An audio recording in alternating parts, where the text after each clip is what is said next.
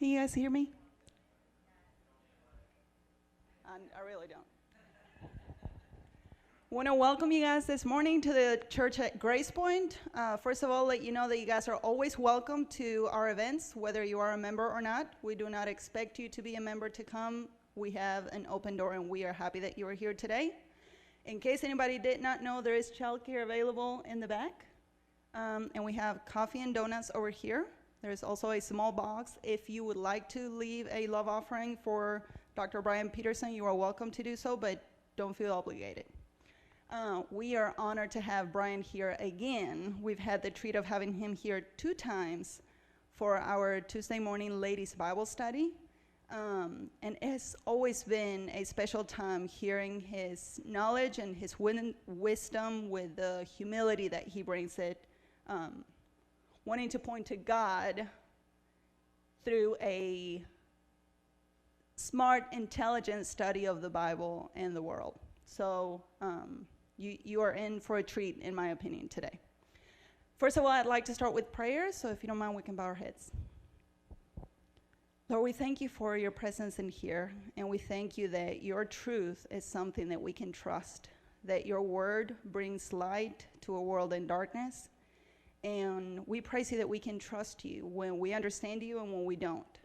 And we thank you that all the things that you have taught us and the laws that you have given us are for our good, and you have plans of well-being for a future and a hope for us, and we thank you for that. We can rest in that as we study through the Bible and struggle with some of the things that are a little bit hard to understand. I pray that you would bless Brian and his family for the willingness to come and teach us today, and we pray that your Holy Spirit will speak through him. And I thank you for each of the people that are here this morning, and that you would bless them during this time. In Jesus' name, amen. So now an official introduction, if you want to come, Brian. Brian was a carpenter for many years. I was. And then the Lord called him to the ministry, and you have a doctorate in, I have it written down. Hebrew Bible. Hebrew Bible. Yeah. And he focuses on Old Testament studies. We're getting feedback? But I don't know. Yeah, Old Testament studies, yes. You have taught at seminary in West Africa. Is that correct? Gambia, West Africa. I was there with my wife for a period of time. We did 1 year at a place called Prairie Bible College in Alberta, Canada.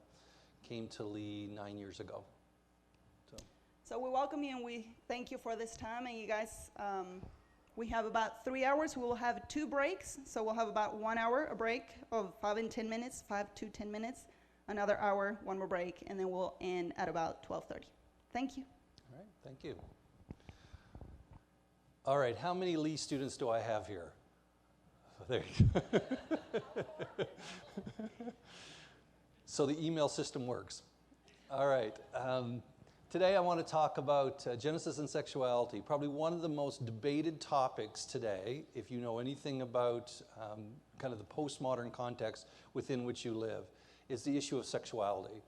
And it is literally ripping churches apart. And I know my wife and I have been on the front ends of that, or the front lines of that, even though I know within her denomination. And so this is not something that is small. People often say, well, this is not a very big issue. You know, just let us make this decision. But at the end of the day, what you do in your bedrooms really makes a difference in the eyes of God. And he really cares about that. And so this study actually came out of my research in this area. And it's going to be part of a larger work that hopefully we can get out in the next year in book form. And so, no further ado, what I want to do is I want to talk a little bit about how the teachings of Genesis, in particular Genesis 1 and 2, you know, those 2 stories at the very beginning of your Bible that a lot of people have a tendency to kind of skip over because is it really science or is it just a good moral story? And so what I want to do is I want to look at that and say, even whether you interpret it as mythology or whatever, which I don't, there are portions of that text of Scripture that are vital to our understanding of what God expects of us in our sexual lives. And so, I have a question, and the question is this. What do you think are some of the key moral issues facing Western society today? Now, or the Western world. Now, I like to interact with my audience, so if at any time, most of my students know this, if at any time you have a question from what I have said or something is not clear, just kind of wave me down and we'll talk. If not, I always tell them I'll just plow right on through. So I'm going to begin by asking that question. What do you think? If you had to sum up one thing, what would it be? Abortion issue? All right, that is one of the things that's actually dividing the church as well. Abortion. Anything else? Okay, so the LGBTQ issue, dividing churches. Anything else? The authority of Scripture. Did the Bible really say? Does the Bible really say? Yes. The value of life. And that it could be life from what they often say, from the womb to the tomb. The value of life. Anything else? So we've got 4 things. There's one there's just kind of glaring that's been coming down the pike just recently. Racial issues. When it comes to sexuality, another one. Transgender issues. So these are some of the things that we're actually going to be looking at and how the Bible speaks to it and what should our response be as Christians. All right. This thing working? Sorry, I have to hold it up high. Evangelicalism has a problem, whether we realize it or not. And for a long time, I'm Pentecostal, and so the thinking was this would never affect me. This would be never something that I have to deal with when we're dealing with sexuality, because after all, we follow the word to the nth degree, and so therefore it would never be an issue. But what I have found as I begin to research this is that evangelicalism is on the front lines of this. And the thing is, while you may say, well, that's just for the mainline churches, they're the ones dealing with it, what I am finding is that the evangelical church is beginning to split as well. And it's because, and when I speak of evangelical, what I mean are those denominations that have a tendency to want to, believe in the whole gospel, so to speak, and want to preach and want to win the lost, as opposed to the more formal aspects of Christianity. There we go. The issues related to the discussion are not just, in this case, a problem of the secular Western society. The issues that we are dealing with are now entering the church. For a long time, like I said, we could get around this because those are things outside of the 4 walls of our assemblies, but now they're actually entering into the very discussion. And like I said, when I can speak on behalf of my wife, I'm sure she would attest to this, is the fact that when you are sitting in a church and you're literally at odds with the person next to you, or sitting at a family get-together who are both Christian, and you are at odds with one another over this issue, and it's creating division, it's not pleasant. It actually is something that we need to deal with as well. The issues of a diminished morality in the church is the church's problem as well. Sorry, I'm having a hard time seeing that. And now not just the mainline churches. And so when it comes to morality, and for the most part, when you are dealing with the issues of morality, I am not talking about, should you sleep with your boyfriend or girlfriend? That's one of those issues. What I'm talking about is what should we do with the issue of abortion? What should we do with the issue of the LGBTQ concerns? What should we do with transgender issues? Those are all part of what I would call morality, or the sexual morality of the biblical text. Self-professing evangelicals are running towards the abyss as well. And this is what I'm finding particularly troubling as I'm researching. I'm in the process of getting this ready for a book. And as I was researching, what I'm finding is that more and more evangelicals are lining up on the other side. And the stats, and I'll show you some stats as we move forward, but the stats are actually showing that the evangelical church is moving in a direction that is going to quickly, I believe, lead them to the abyss. And the abyss being, the point of no return, when you open the doors for all of these things to now be the norm. Yeah, absolutely. We've already seen this take place in most of the mainline churches, whether it's Lutheran, whether it's Anglican, Episcopal. We're seeing this. My wife and I went to an Anglican school in Canada, and on one side of the street, literally, was the conservative Anglican movement, and across the street, I could throw a rock, across the street was Little Trinity, or the Trinity school, and that one was just the opposite. They didn't believe in the resurrection of Christ. And what I thought, well, at least we're on the right side of the street. But then what I realized is as the 6 years went by, as I was doing my PhD studies and my wife was doing her MDiv, we realized very quickly that it was affecting the conservative side as well. And this was within conservative Anglicanism, and since then, I think it's even gone more over the other side. My PhD director and the president, or the principal, I guess, at that particular time, had fought this battle, especially on the LGBTQ issue, had fought the battle for years, and they had basically come to the point where there's no use fighting anymore. We hold our positions, but for the most part, the church is gone. And that's exactly what's happening. Yes?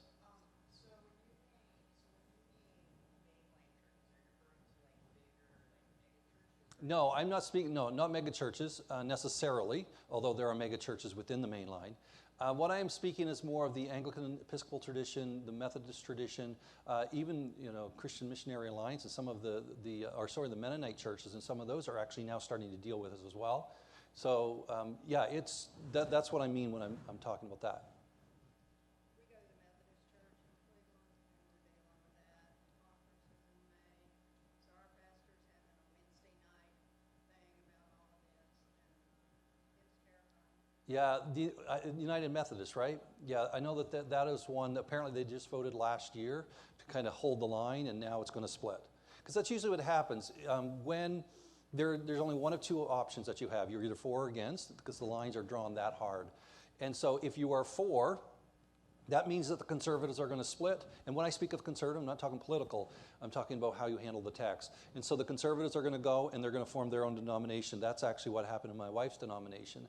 When the line was drawn in the sand, and you're going to start, in this case, it was with the LGBTQ issue, when you are going to start ordaining those of that persuasion, they said, we draw the line in the sand here, and we are going to go and do our own thing. And so the denomination split.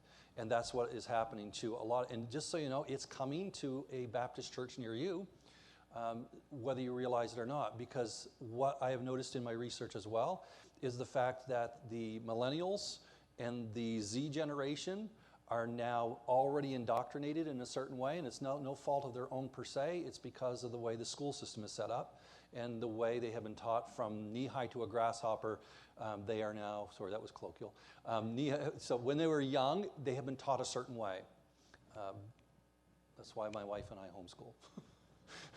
One of the reasons, I said, God has given us 4 beautiful kids, and I'm not going to hand them over to just anybody. Yes?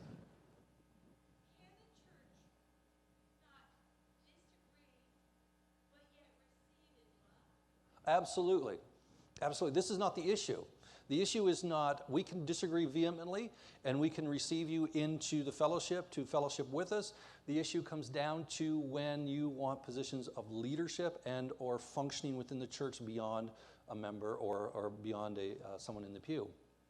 Because I don't know, in my denomination, you actually have to sign, if you become a member, you have to sign a doctrinal statement, and you're going to do or not do certain things, because it reflects poorly on not only Christ, but also on the denomination or your church. That's where it becomes the sticky point. Because as a Pentecostal, just to give you a little bit of context, I'm familiar with this issue because I actually lived with a guy who was an Assemblies of God minister who came out of the closets shortly after I moved out. I lived with him for 1.5 years, but I knew that there were issues here. And he has since come out, and he switched from the Assemblies of God over to the Episcopal Church. So he could actually have a relationship with somebody. My first cousin is actually married to a guy in Canada. So I'm familiar with this issue, and it's always been on the dividing line of the practicing, in leadership or in a position of, I am a Christian, but I am practicing in these morally questionable issues. All right. Many pastors, teachers, authors, scholars, musicians, speakers, and lay people alike are all complicit. I don't know whether you follow the news. I often tell my wife, I said, I don't even have to write this book. I just copy and paste all of the headlines that are coming out. And so I'm online all the time with the local news, and the national news, and the headlines are right there. This evangelical musician has come out in support of X. Or this person has now become apostate, have moved away, have rejected everything that they ever believed and apologizes to the LGBT or the trans community. And when I begin to see that, what I'm recognizing is that this is what's affecting the generation. This particular generation is because these are, again, and I'm trying to knock millennials and Z generation, but these are the people I teach. And so what I see is we have come through and we have had an entire 2 generations now where it hasn't been taught, or it has been taught at the school level as opposed to the church level, because the church has head stuck in the sand. Because again, if you are evangelical, you don't have to deal with these issues, right? That's the thinking, or that was the thinking.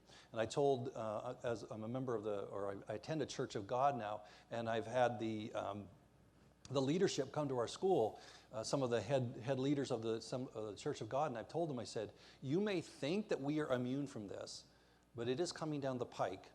And it is going to hit you head on. Because right now, approximately 24% of those individuals sitting in the pew of a Church of God have no issue with this, the sexual morality of today, whatever the issue may be. And so it's coming to a church near you. Cultural pressure to become woke, and I'm sure you've heard that term floated around a lot, are overwhelming every part of secular and Christian society. You cannot say almost anything when it comes to sexuality without getting hammered. I've kind of pulled back from Facebook and some of those online stuff. If you make any comments, it's just pounce. And you are marginalized, you are named with or labeled with almost every possible pejorative you could imagine. Whether it is homophobe, transphobe, hater, you name it, it's going to hit you.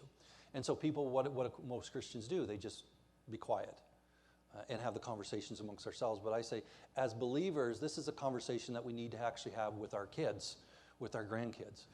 Because without the teaching of the Word, without a solid foundation, our kids are going to go to that other side and listen to the secular discussion. And so, here's the dilemma. This is the way I began one of my peer-reviewed journal articles I wrote that came out this year, and I thought that this was so apropos to what we were dealing with. G.K. Chesterton, just so he was a kind of a social critic back in the day, he once noted, "Don't ever take down a fence until you know the reason it was put up in the first place." I mean, that's pretty good advice. Don't take down a fence if it could hurt you. In the past half century or more, and with ever-increasing speed, Western society has been tearing down fences related to sexual ethics and morality in general that until this time have remained firmly fixed for millennia. For millennia. So I can go back as an Old Testament guy in an ancient Near Eastern, someone who studies the ancient Near Eastern context, and I can trace, and look, hear me well, I understand that all of these sexual deviancies have actually been appearing throughout history. I know this. I can see it. Here is the difference between what I find in the ancient world and what I find today. It has never in the history of our world ever become mainstream, and it has never ever become mainstream within those who claim to be God-fearers or Christians. And so we can go back and say, well, that only goes back 2,000 years, and look at the Roman Empire. They were, if anybody was depraved, they were, and that's true. But I can go back even into ancient Egypt or into ancient Mesopotamia, and they still had these issues. And here was the difference. Israel, who were the God-fearers, rejected it. If you don't believe me, read Leviticus chapter 18 and 20. And they list all of those sexual sins, and these are the things you are to flee from. But what I find fascinating is that now evangelical scholars in particular, and again, I split them, evangelical right and evangelical left, but evangelical left scholars will actually look at these texts and they'll reinterpret every one. And I find that fascinating. Why is it that you're reinterpreting every one of the texts related to sexuality, but yet we don't interpret the ones that deal with heterosexuality? They're pretty straightforward. Don't commit adultery, don't run around, don't commit fornication, all of that we're fine with. But when it comes to the issue of homosexuality, what do we do with the text? Well, you have to understand those in their context. You have to look at the ancient context. And the language, the translations are not good. There's a problem with that already when you have to go back and re-examine or redefine all of these texts. And these are the fences that have been put up for our own protection. God has placed them there so that we might have flourishing, human flourishing. All right? So these fences are not mere social constructs selected by well-intentioned societies. That's not the purpose of them. On the contrary, the fences that Western postmodern, and when I use the term postmodern, I am speaking of the culture, not necessarily the literary approaches, postmodern literary approaches. What I am talking about is kind of the vibe that you pick up within Western culture. And no matter where you go in Western culture, you are going to find that vibe. It is live and let live. Do not judge. Who am I to judge my brother or my sister? And I am not here to say that you should be a professional fruit checker. That's not your job either. But we can, and by fruit check I mean, you check the fruit of the tree. What I am saying is what we should do is we should be able to recognize when something is not scriptural and take a stand. That's what I'm trying to get across. And so in the fences that postmodernism and enlightened society are beginning to tear down were put in place by none other than the Creator himself. And that's where Genesis 1 and 2 come into play here. They were put into place by God in order to allow for human flourishing and for the growth and well-being of society in general. This is the problem where we come from a Christian perspective. We say, well, this is not an issue for us because they can go and do their own thing as long as it doesn't affect us. Anytime a society begins to fall morally, it affects every aspect of society. If you don't believe me, study the ancient Roman Empire, because it fell from within. Almost every empire or society, great societies, have fallen from within. In other words, they rot morally. They become more and more morally corrupt. And what happens is in that process, it is the society no longer flourishes, and it's going to come to a collapse. Are there any questions on that before we move on? Yes? So, conservative politicians for, I would say, since the 2000s to now have been pushing for heavy anti-LGBT, anti-abortion legislation. Do you think it is right in a country where we have the First Amendment, freedom of choice, do you think it is right for Christian conservatives to impose their will? All right. That's often the argument that's made by well-meaning conservative Christians, that we can't impose our will upon anybody. Would we all agree that murdering somebody is not good? Do we impose our will upon society about that?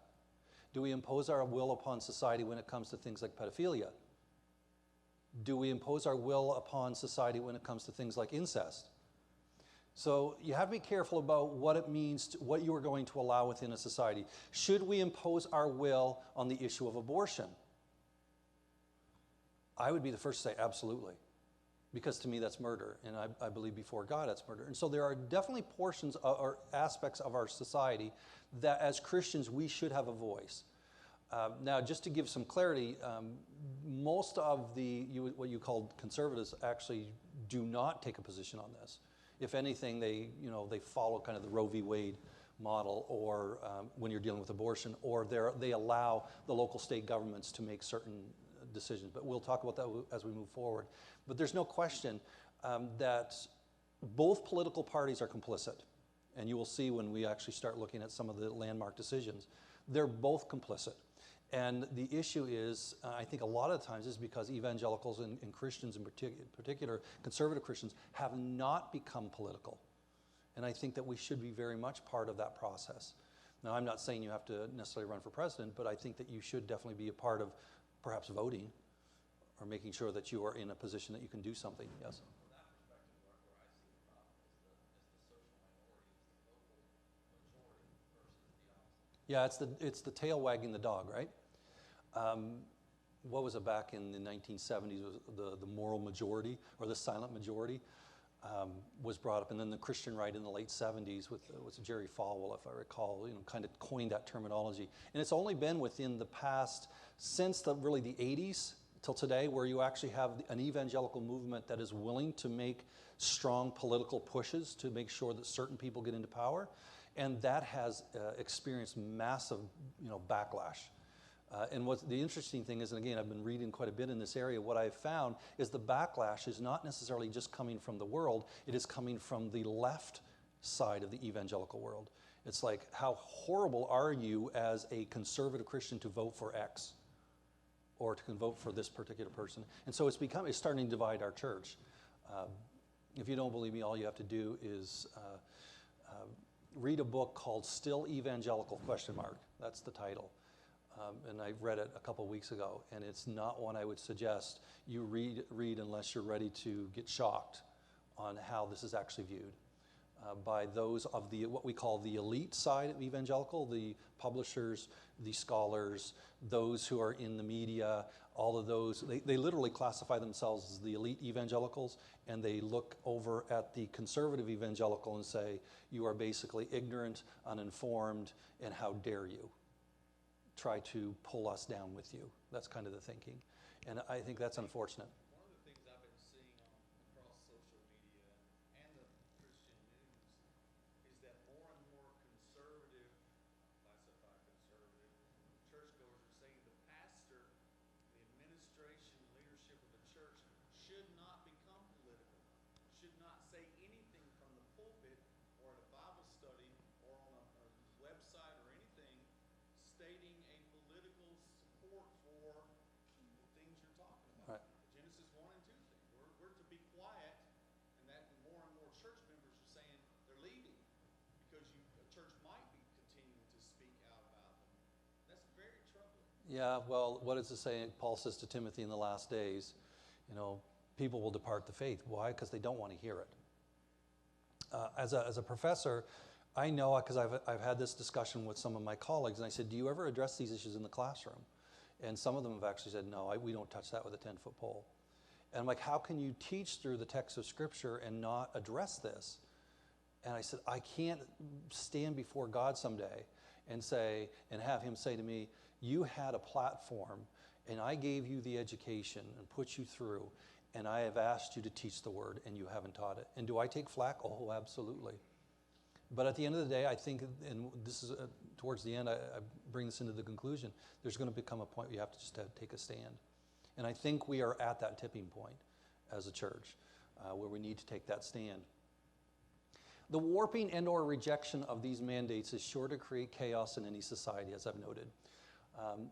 Especially any place where individual places self, and this is really what's going on, when you place self above God and his commands. Not surprisingly, this is exactly what has happened and is continuing to transpire, especially within the Western societies. In other words, we are very individualistic. My wife and I, when we were in the Gambia, West Africa teaching, totally, for me at least, was a totally different experience. I'm sitting there teaching like this every day, and I had all of these converted Muslims, a lot of converted Muslims in my group, and other Christians, coming from the Anglican tradition in Africa, which is very conservative. And I'm sitting there teaching, and you can tell, like, they're in with me, and they're getting it. And then I would give them a test. And when I give them the test, 3 or 4 would pass it, and the rest would fail. And I'm like, but they were with me. They were like, I didn't understand the difference between group mentality and individualism. Individualism in the West, if I'm teaching, everybody's with you, they're taking notes, you're like, okay, I give the test, I get, 70% pass, and maybe 20% get an F or whatever, and the 10 are in the other areas. That would be, okay, great. But for them, they were a community, they are a group mentality. And their thinking was, as long as the smartest ones were actually making the notes and kind of getting it, we're all good. And we're going to be fine. And in Western society, it's very different. It is group mentality. And this is even the same in Middle Eastern cultures, very much community mentality, where what happens, and this is why we don't understand why it's so important from a Western perspective. This is why you have, for example, honor killings in these Middle Eastern cultures, because one slight against the family or one person is a slight against everybody. And so you have to deal with it. Now, don't leave here and say Dr. Peterson is, for honor killings. That's not what I'm saying. I just use as an example. Today, there is no shame in our Western culture. Why? Because, hey, it's just me. And besides, hey, I can associate with this group over here. They're all individuals as well, and they're doing their own thing. And that's what's actually happening in Western culture and why it is being adopted so readily. It's because of our mentality. All right, so what I want to do is I want to look at some Genesis mandates. And I'm going to look at 5 of them. Actually, there's another one that I've added, and this is how fast things are changing. I published an article on this in the beginning of 2019, and within 1 year, I've had to add another one. And so that will actually be addressed in this particular talk, and it ends up going to be part of a chapter in the coming book. But these are the basic ones: the family unit, marriage, procreation, gender distinctions, and the divisions of species. Now, when you're looking at this, and we'll unpack this a bit, this is what you actually find in Genesis 1 and 2. These are the mandates that God had established. And so you'll notice that I've actually got them in reverse order. You can kind of start with the species distinctions, then the gender distinctions, procreation, marriage. That's actually chapter 2. I am working backwards. There is a reason for that. And this is what I have found in my research, is the fact that the enemy, and I use enemy with a capital E, the enemy actually found it easier, or has found it easier, to work at these in reverse. Because if you realize that at the base of society is what? What is the heart of all societies? The family unit. That is the basis of society. So God has set up an order, and again, we're going to go through this, but he has set up an order, and if you have that order in its proper order, if you have those mandates in their proper order, things will run smoothly. And so what the enemy's done is he's actually attacked them in reverse order, and I'll show you why he has done that. All right, so what has the result been when you have started to, or when postmodernism in our Western culture has begun to challenge and or obliterate? Some of these are already obliterated. In other words, have begun to push all the borders and remove the fences on these distinctions. What has happened? Postmodern Western culture has deconstructed, redefined, and that's another key term, the issue of redefinition. Be very careful when someone says, well, can we add to? Because as soon as you start using that language, you're on the path, redefinition. And or move the proverbial goalpost for each of these mandates, which has resulted in a societal trajectory. So in other words, this isn't just a point in time, and we only have to deal with it here. The repercussions of moving goalposts and changing the rules has rippling effects that are going to be ongoing moving forward. And it basically has resulted in a societal trajectory or path littered with sexual and societal confusion and personal destruction. At the end of the day, this leads in one direction. Now, again, I'll use my own life as an example of this, or some of the experiences I've had. And it's not because, hey, look at me. It's just what I know best. And so in the case of the individual that I lived with for a year and a half, I can remember we had a lot of these conversations about sexual issues. And that's kind of when I started cluing in to what was going on and some of his struggles. And so after he had made the decision to move out of the Assemblies of God and actually go into the Episcopal Church, within just a there he could actually hold positions of leadership. Within just a very short period of time, he entered into a covenanted relationship where, he went on, on this mountainside, and he had someone presiding over it. It was a beautiful ceremony, and it was this entering into the relationship with this guy. Well, about a year or so later, I get a call one day at home here in Tennessee. He had got my number and called me, and he was broken. And as I began to talk to Bill, I said, look, Bill, and I've changed his name I said, Bill, look, I said, I don't know what the issue is, but you know what the Bible says. I don't know your personal, what you've been going through. I can only imagine. And it just left, and this guy had left him after only 1 year, and he was crushed. And I said, there is a distinct difference between, and you can say, well, that can happen in anybody's marriage relationship. Absolutely. But here was an individual who had actually preached the gospel, knows what the Bible says, and had chosen to move away from that. And what did I see? Chaos, destruction, heartache. It's very hard. What does God say to Paul in the New Testament? It's hard to kick against the pricks. It is hard to go against what you know to be true. And that's exactly what's happening. So at the heart of this is a rejection of God. There's no question. You want to know what the underlying issue, it is not because we have had an issue with marriage. It's not that we have an issue with gender, sexuality, and all that. It is an issue with God. This is the problem. So at the heart of the dilemma, Western society has rejected the claims of the opening verses of Genesis. In the beginning, Bereshit bara Elohim. In the beginning, God. What is one of the rising things or movements that's happening within Western culture today? And it's happening, I see it more and more because I have them in my classroom. atheism. And it's just atheism, belief in no God, or apostasy. Okay, that was what I believed at one time, but I'm walking away from that. It is a rejection of God at the heart of this. And so, when you start taking away, and just so you know, the first 2 commandments are very clear. You shall have no other God before me. There is only one God. And so even the Israelites recognize you've got to have God in the picture. Even our founding fathers. I just became an American citizen, what has it been, a little over a year ago? Yeah, so 2018? Has it been that long? Oh my goodness. It's coming up on 2 years now. And part of that was the studying of U.S. history. And I had taken U.S. history in school because I actually did some of my schooling, most of my schooling here in the U.S. But part of that was learning about the founding fathers. And so I'm a kind of consumer of history, and I enjoyed studying that. And what I found is that a lot of the statements of the founding fathers, no, were they evangelical Christians? No, that's not what I'm saying. They were deists for the most part. But they did recognize one thing about this American experience, or experiment as they called it. You had to have a belief in an almighty, a providential power, a God, something outside of you. And they said, if we reject that as a nation, this experiment will fail. Because there is this understanding that we have a fear of God and we are going to keep laws, and that's part of the freedom. The more freedom you have, the more there is a responsibility placed upon the individual. And so I have 4 kids. Guess what? My 8-year-old, I give her a lot of freedom now.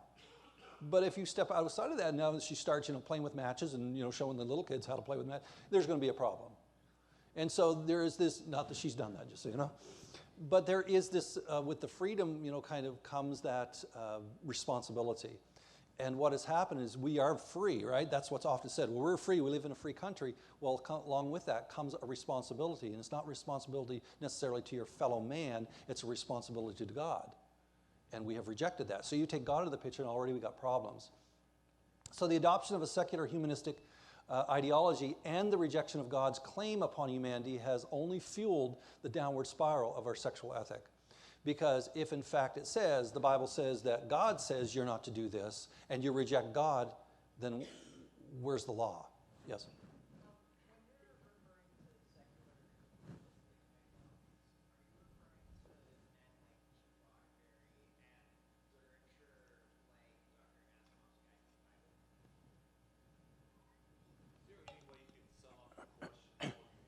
Sure.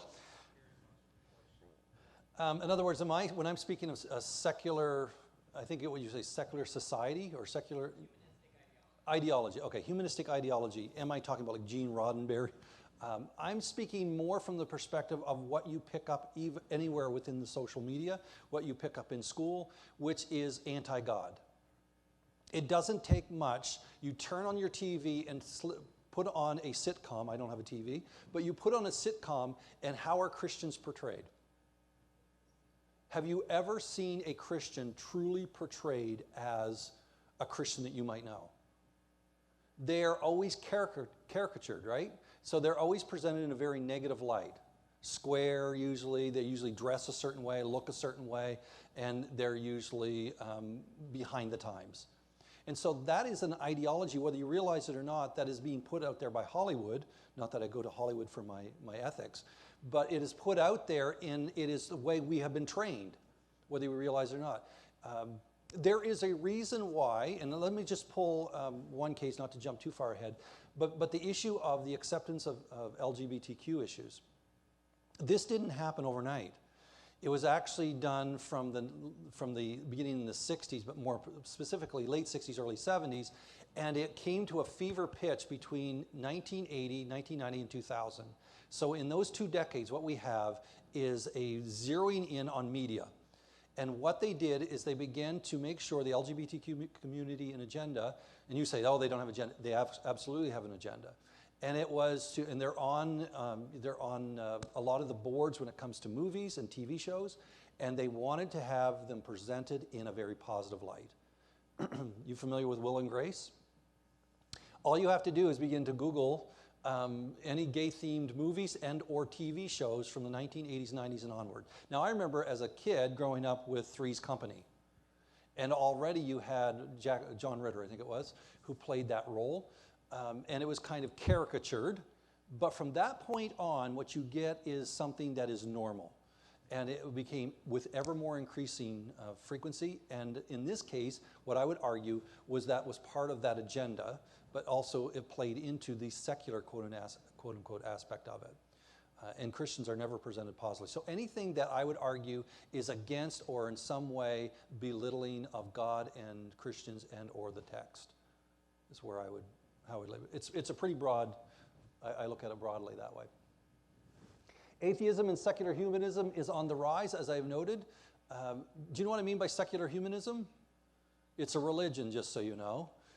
People say you got to remove God from the public square. You know, anytime that someone puts up the 10 Commandments out in front of a public building, guess what happens? They get picketed, and or you're going to have to remove those. They're going to get taken to court, and a lot of that has to do with the fact that atheists, they don't want you to have a Christian worldview. What they want you to have is a secular worldview, and the secular worldview is their religion, secular humanism. In other words, anything goes. Anything that is godly, out the window. And so it is a religion to them. And so be very careful when you hear this language of separation of church and state. That is usually code language. Code language that says, we don't want anything to do with God and everything to do with secular humanism. That's fine. And that's why the churches are also now experiencing this as we move forward. The common refrain that is often presented, and this goes back to Genesis, I don't know whether you've heard this line before, did God say? This is the beginning of the fall. So you have Eve in the garden, and I often say this way, here is this beautiful kiwi tree. They grow on trees, right? They have this beautiful kiwi tree because in the Hebrew everybody knows it wasn't an apple, it was actually a kiwi. No, I'm just joking. I always say they're just so hard to peel, so they've got to be the fruit. So anyway, it's sitting there, and she's looking at this fruit, and the serpent comes along and begins to challenge God's word by saying, did God say? Already you got an issue. And this is exactly what is happening within our culture, with evangelicalism in particular. Did God say that changing the definition of marriage is wrong? Did God say that being gender fluid was wrong? Did God say that divorce was wrong? And you begin to, and you start looking at all of these questions. This is at the heart of it right here. Did God say? What does the text say? And that is why you can Google this, go on Amazon, just put in affirming interpretations of whatever topic on sexuality, and you will find a whole host of evangelical scholars ready to line up and debate the text with you and show you where we have been wrong for 2,000 years. And I find it fascinating. It's only been within the past 2 decades that all of a sudden now the church has got it wrong. How is it for 2,000 years we knew what the text says, but now it has to be reinterpreted? What has changed? Culture. Culture is what has changed and is now influencing the church. All right. So again, at the heart of this is the rejection of God. The supreme mandate that God is sovereign and to be feared stands at the pinnacle. It's at the very top of everything of God's laws and claims on humanity. If you believe in God, then you have to be willing to say, guess what? God, I submit my will to you. I submit my sexuality to you. I submit my marriage to you. And as soon as you say no, I will do it the way I want to do, then you've already put yourself above God. And that's where we are in our Western society. The postmodern tendency to eliminate God from all areas of Western society in favor of the elevation of self has naturally led to the rejection of God's claims on humanity related to moral and sexual ethics in particular. And so I do want you to understand at the heart, what is at the heart of this. This isn't just Dr. Peterson standing up there and just saying, I have an issue or an axe to grind because I don't like it. The issue is at the heart of this is a rejection of God. And as somebody who has studied the text and somebody who has devoted their life to doing this, it is my goal to make sure that anybody who sits under my hearing understands that at the heart of this is a rejection of God. And you can't reject God for very long before it's going to start affecting. It challenges all established norms. It makes them subservient to your own reasoning. So this is moral relativism at its best. This is what I mean by postmodernism. Enjoyment and feelings trump all reality, and I'm not speaking Trump with a capital T, but I'm talking about the issue of everything is now falls at the feet of what I'm experiencing in my enjoyment. If the good outweighs the bad, embrace it. This is as old as time. Eve did the same thing in the Garden of Eden when we were dealing with evil. So what I would like to do is I would like to show you how moral relativism worked all the way back in the garden. Get up here. All right, well, I'm going to try. There it is. All right, here is the tree of the garden in the Garden of Good, tree of knowledge of good and evil in the Garden of Eden. And here was Eve's dilemma. I always like to do this with students, especially in the class. For those of you who are in my class, you will get this sooner or later. All right, I'm getting the sign. All right, so the tree of the knowledge of good and evil. There were three things that were very good about the tree of the knowledge of good and evil. It was good for food, so here are the pros. It was good for food, it was good to make one wise, and it was pleasing to the eye. And so I have the verse here, just so you know that I'm not making this up, Genesis 3:6, there it is very clearly. And so on the pro side, three things that are very good about it. Now let's go to the con side, and I'm not speaking of Paul Con, I'm speaking of the negatives. Always have to qualify that at Lee. God said no. So which one are you going to choose? But we love each other. We're in a relationship. It feels so good. And it seems like that God is blessing us. I mean, I even went to a church and had it blessed. And everybody was weeping and I felt the Spirit. So how could it be wrong? So you have all of these positive aspects. And the point that what Eve is finding out, just so you know, it was good for food. And it did make her wise in the long run. Not the way she wanted it. And it was pleasing to the eye. All good. And you can put it in whatever it is, whatever sin, you can put it in and you can start listing all the positives. And I'm not just going to pick on the issue of the LGBT community because it can also be issue of fornication. But my boyfriend, my girlfriend, we love each other. We're going to get married anyway. And everybody says we're a great couple. And it just works and everything is so good. So why not? It is also good. And we go to church regularly and we feel the Spirit of God. Doesn't matter. Guess what? What did God say? No. Period. And so in a moral relativistic society, in postmodernism, which decision would you make? You have a 75% good to a 25% bad. Which you're going to choose? Especially if you are not a believer in God. You choose that side, right? You choose, hey, I'm going, on your side, it'd be this side. I am going to choose what is morally good for me in the sense it's 75% pro. And you reject that portion. That is exactly where we are. And that is how easy moral relativism and a postmodern mindset is now creeping into each and every one of our, we have to be very careful because it is so seductive. Because we start listing the good things, and I've heard this time and time again, especially when it comes to sexuality. They start listening to the good things. And it says it doesn't matter. All it takes is one on that side, and God outweighs everything because of his word. All right, so how do we get here? We deify science as opposed to God. Again, a lot of this goes back. It's all started. And just so this is the groundwork. In the second two sessions, we're actually going to jump into the actual mandates themselves. We deify science as opposed to God. There's no question. We have come through what was called the Enlightenment. Anybody knows anything about European history and kind of the whole process of the Renaissance and then the Enlightenment period? And out of that came the birth of the scientific method, and everything now is kind of put through the grid of science. And this may explain why you actually now have a lot of the arguments for sexuality being based in science. Sociologists, anthropologists, the geneticists, they're studying, well, if there's a gay gene or something like that, and just so you know, none of that's ever been proven. And I've looked at a lot of the research on this, and it has not been proven. Now, can there be propensities? Yes, there can be propensities. But then again, there's also, they have found genetically, there's possibility that there is a propensity to be an alcoholic, to be an abuser, to be violent.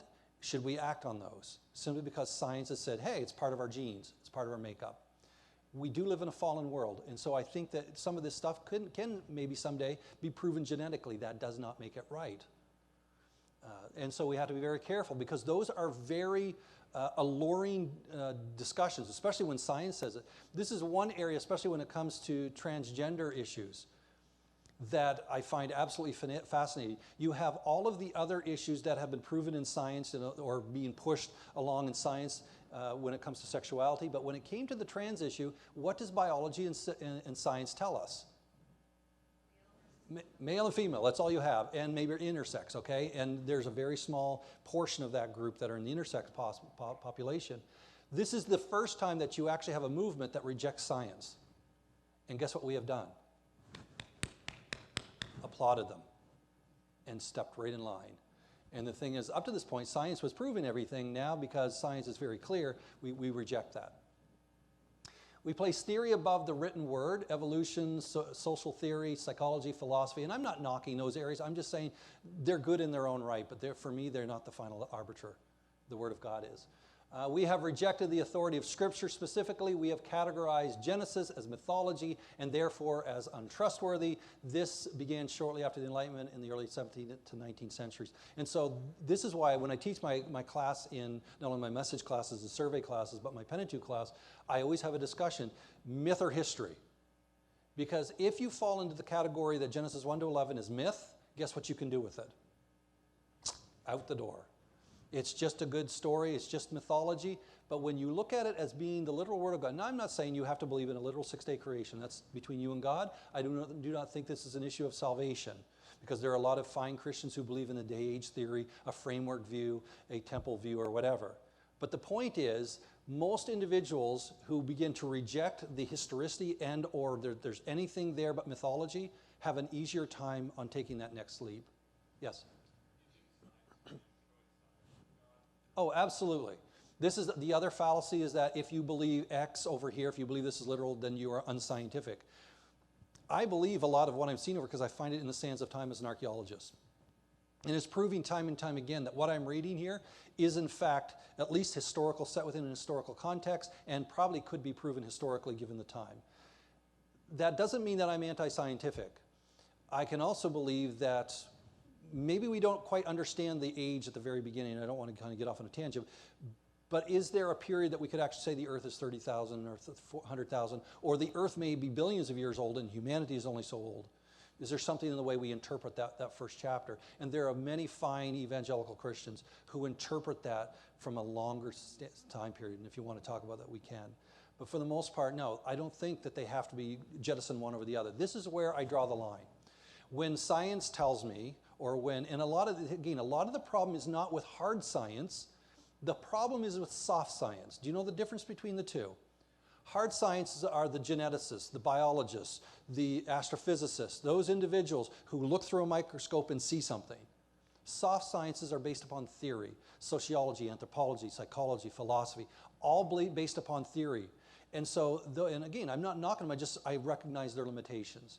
And a lot of these discussions now, as we will soon see moving forward, a lot of these discussions are being argued not from the hard sciences, but from the soft sciences. And the majority of individuals in the soft sciences in every university, I did, and I don't have so don't quote me on the exact numbers, but it was somewhere in the vicinity of about 25 to 30% of those in the soft sciences in most secular universities are Marxists. In other words, that's a rejection of God on his face. And so and another 25% would classify themselves as radical.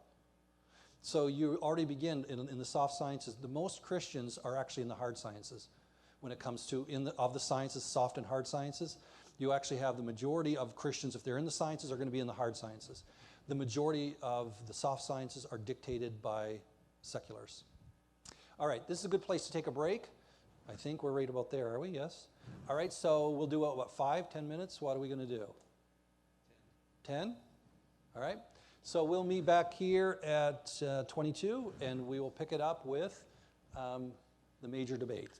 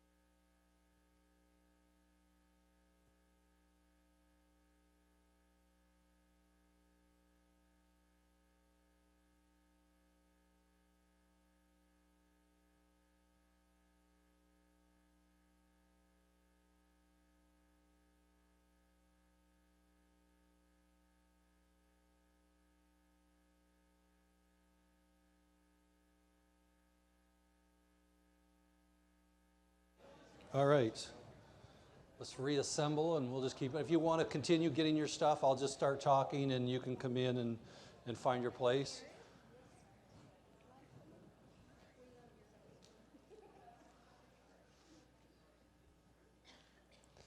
All right.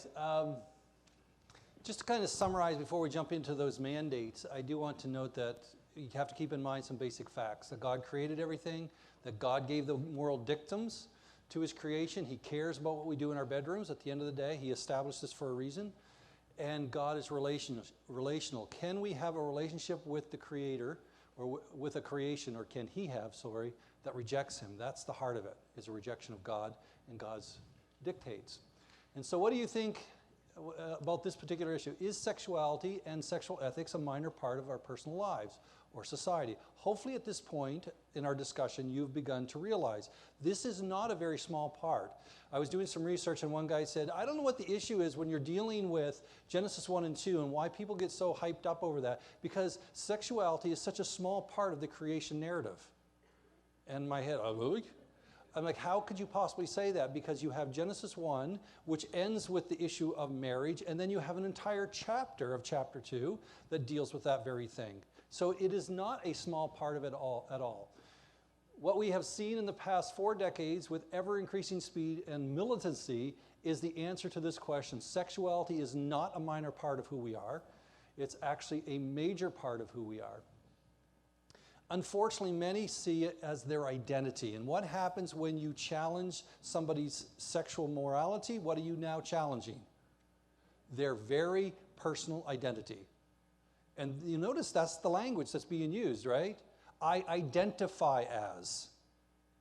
I don't identify necessarily as heterosexual. I'm a male. No, I'm a Christian. But I don't use that language. But for many within culture, their sexuality now has become their identity.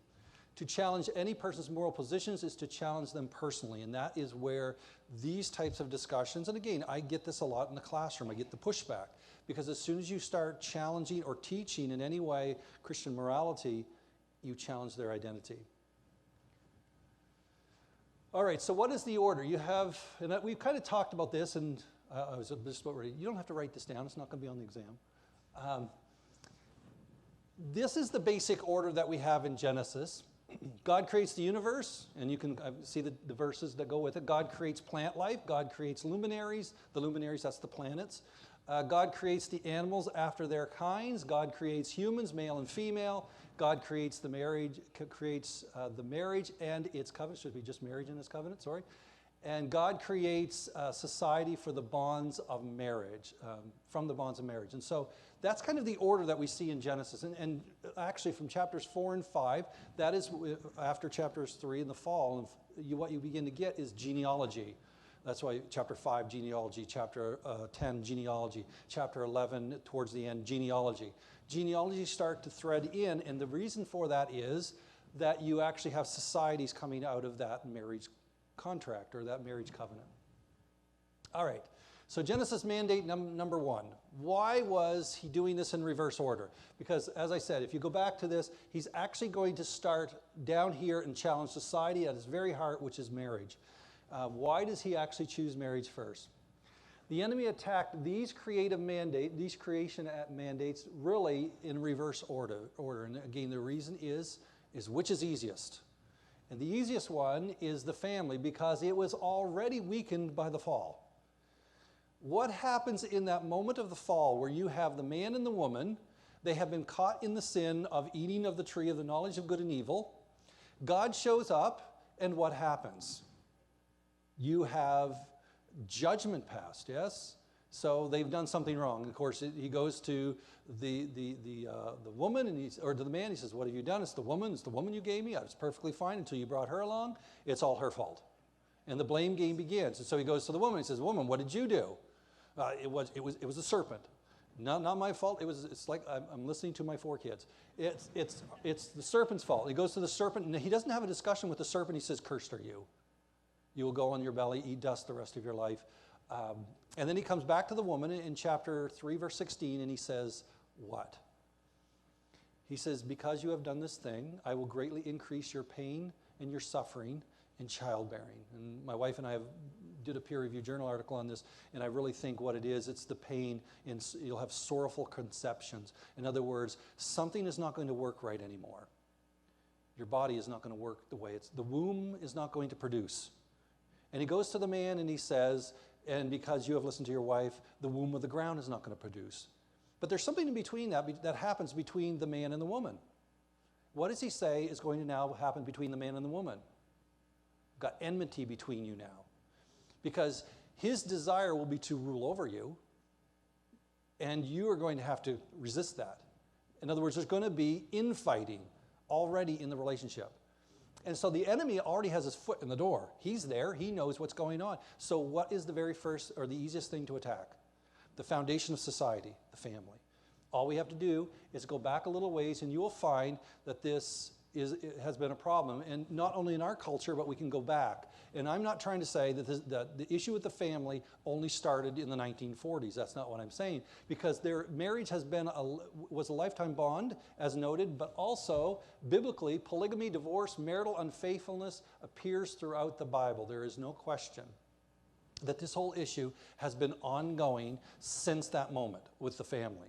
There has been a problem, but there is one thing that has always remained consistent. Even though you have divorce, even though you have these types of issues going on, there has still been an understanding that at the heart of every society is family. Whether it's pagan or whether it's Christian or godly, however you want to look at it. Marriage was always defined a certain way, and it was understood that while it is not perfect, and while we have tried to change that throughout history with polygamy and whatnot, doesn't mean that that wasn't God's ideal. And society has understood that there's something about this family unit that is important to society. That has begun to change. Divorce is the central issue which began to change and began to rise after World War II. What do you think was the cause of the rise of divorce after World War II? Why is this moment, something is happening at this moment that's changed everything? Okay, so there was a couple issues. And please do not leave here. So, Dr. Peter, if you work outside the home, you're going to hell in the handbasket. That's not what I'm saying. But there was something that was going on. The men had gone overseas, women had gone out of the house and began to work, but they also started interacting with other men. And this was for the first time, this was not normal up to this point in societies. You actually had women were traditionally in the house, men were outside working, and so what ended up happening is you now have a blending, and there's also something else that was happening with the men that came home that we really didn't understand until really only in the past few decades with the Iraq wars and whatnot. PTSD. So now you have these men coming back from war, literally getting off the boat, going back to their homes, strapping on their boots and heading to work. Not dealing with the horrors that they had, and it just started creating chaos in the family. And of course, at that point, divorce began to rise. And so divorce rates leveled off in the 1970s and 80s, but remember, this is a false positive because there was something else that started to change about a decade before this. 1960s, free love. And so guess what happened to marriage? Marriage now became an option. And it is not that divorce rates were, we got a handle on that. People just stopped marrying. And so now you have a lot more cohabitation. And marriage, the rejection of that mandate outright. And now apparently a lot of states actually have laws if you're together, 7 years? That even if you're common law, you can basically declare yourself to be married. Or at least they see it that way. And so here is some of the stats. And I know this is probably going to be hard to see. But some of the stats when it comes to cohabitation, which is really a rejection again of God's mandate of marriage. And there's, on this little circular side over here, you will actually get a lot of the things that are stopping people at this point from cohabiting has to do with their religious or their moral understanding or their parents. In other words, I would never do this, my parents would kill me. In other words, there is something still in the fabric that is saying, hold the family unit together, get married, don't cohabit. So that's why those numbers are still, even though they're rising. And from 2001, just so you can see here, from 2001, and this is the United States, now these are the married people. There's no question there's more, still a lot of people getting married, but these numbers are starting to inch up. In other words, what we're seeing is the numbers, as the marriage goes down, cohabitation goes up. And so Divorce rates, of course, are not going to be playing a role here as much because people just walk away. And so you have this concept, as long as we both shall love, not live, is kind of the understanding of cohabitation. And again, no-fault divorce, as we're going to see, came into play as well. Postmodern's belief that waiting until marriage to have sex is passé. This, you can say, well, that's been around for a long time. That's true, but for the most part, I'm not that old, but I can remember when, even back in the 70s, 80s, there were just things you didn't do. I would never cross my mind. Well, maybe cross my mind. It's just things you wouldn't do. But there was something that was going on at this time that was beginning to challenge this whole concept, and it was the idea that, hey, it's okay to have sex outside of marriage because if we do get in trouble, we have ways out. And what are the ways out? Abortion, which happened to come onto the scene when? 1973. So you notice some correlation. You say, well, you can't make causation correlation together. Well, if you look at it close enough, I understand those connections. And sooner or later, you've got to say, well, wait a second, there's something going on here. And there's something that is happening within our society. And a lot of this is what's going on is the fact that, hey, you're actually going to deny yourself of sexual pleasure because after all, and this is from an evangelical perspective, God gave you this and it is good. And you shouldn't withhold yourself because if you withhold yourself, that could be bad for you. And this is kind of the argument. You say, well, you would never say that. This is exactly what is going on with the LGBTQ issue within the church, where the whole issue of should they remain celibate? Or even in monogamous relationships. You can't even in this situation have monogamous relationships because they say that is not our nature. That's for heterosexuality, but not us. So you already have issues as we move forward. Easy access to contraceptive, the pill, post-1960, free love. Women's liberation movement of the 1960s also started this down the garden path in the sense, and I'm not against, equality or anything like that. That's not what I'm talking about. What I am talking about, when you fist in the air, I am woman, hear me roar, and I do not need a man, get out of my life. In the same way, any man that does that in the opposite direction is wrong. And so there is something unique about the marriage covenant that comes together, and it's for life, and it's there for a reason. It's the bedrock of society. Media changes. Movies, print media, music lyrics, the over-sexualization of society. Everywhere you look today, especially from the 1980s onward. And I didn't notice this too much in the 1980s, but by the 90s, I was seeing it everywhere. You could not turn on any sitcom, any movie with a PG rating or whatever, and it was in your face. It was just there. Everything is you don't believe me? Have you watched some of the DVD or the music videos to some of the stuff that's coming out today? It's pornographic. And I've watched some of them getting ready for this book, and I'm just like, oh my goodness, do not watch, that type of thing. It is so over-sexualized. A commentator noted this, the results of what happened at this time. Leon Kass says that not, quote unquote, that not surprisingly, the results in this case of the feminist movement and all the free love and everything that was going on at this time was while the male was emancipated for predation and exploitation, as men were permitted easy conquest of women without responsibility and lasting intimacy. And that's the text where I got it from. So in other words, while from a woman's perspective, they were saying free love, we are now just like men, we can do whatever we want. This was a fundamental, and this is what's happening with the trans movement, there is a fundamental difference between a man and a woman in the way we think and the way we act. And this thinking that we're all the same and we're just, our society molds us to think a certain way, that's not true. Start having kids and you will figure this out. I have 2 boys and 2 girls. The 2 little girls are, in the middle of their room and they're, flicking around in their, doing their, dancing around, and you've got the boys over there fighting and pounding on each other, beating the trucks against the wall, screaming and yelling at each other. I'm like, I didn't teach them that. Where is that coming from? It's an innate difference between men and women. And men, conquest. That's what we're after. And if you're like, okay, I'll take down the walls, you begin to understand. Society begins to reap the consequences of that. And that's exactly where we are.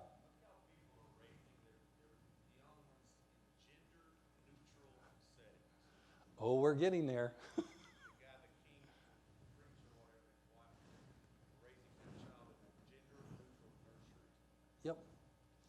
Yeah, that's one of the mandates that they're heading to very quickly.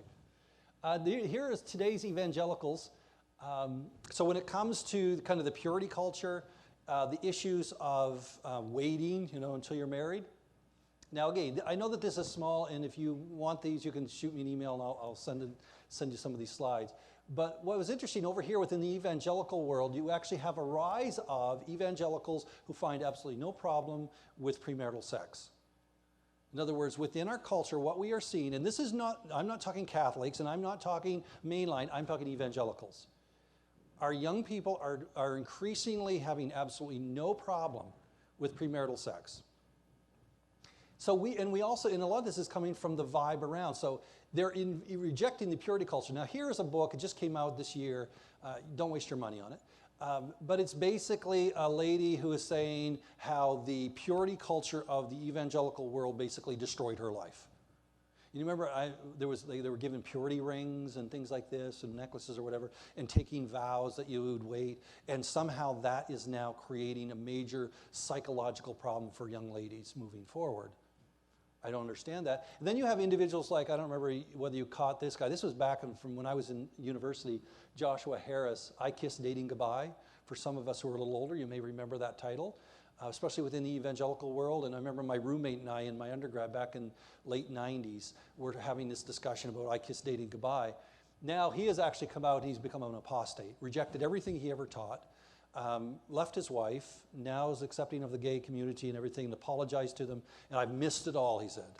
And so here are leading evangelical voices from not too long ago or even today who are actually saying, look, we've missed it.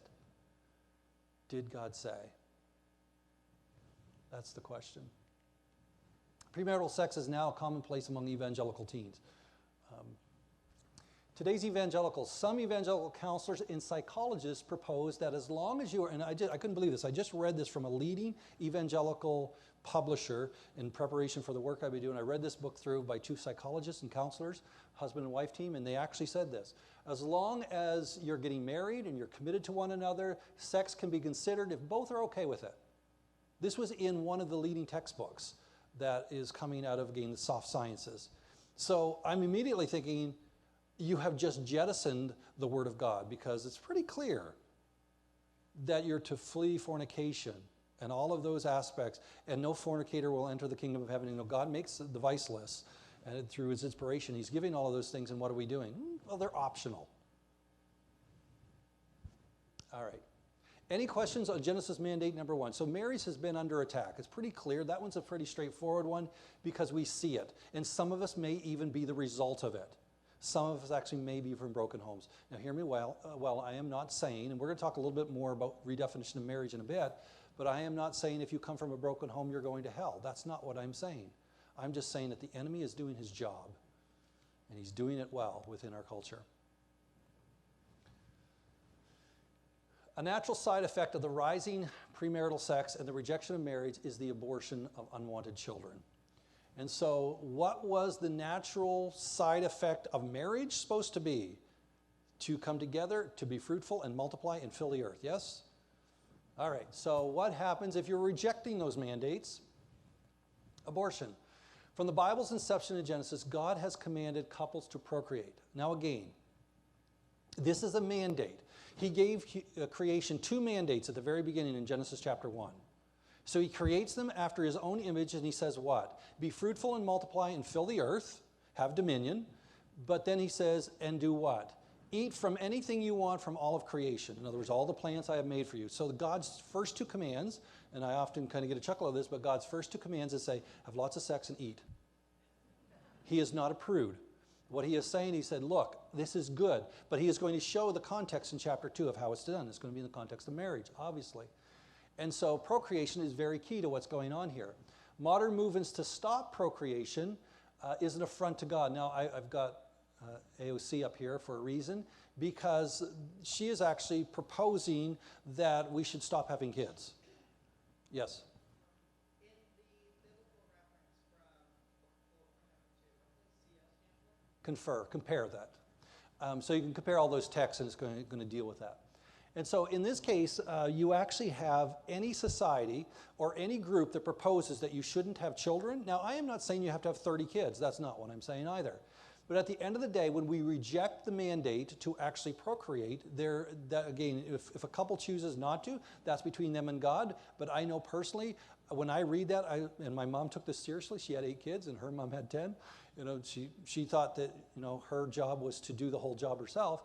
But at the end of the day, I understand the power of procreation. And why do we actually do that? And why did God do that? Because it's the only way that we can take part with Him in creation. He creates us, and if we stop procreating, what happens? One generation, we are done. And so He said, I am going to give you a job, and your job is to care for, you know, the earth, and I believe 100% environmental care. However, your other job is to what? Carry on. And that is the great procreation command.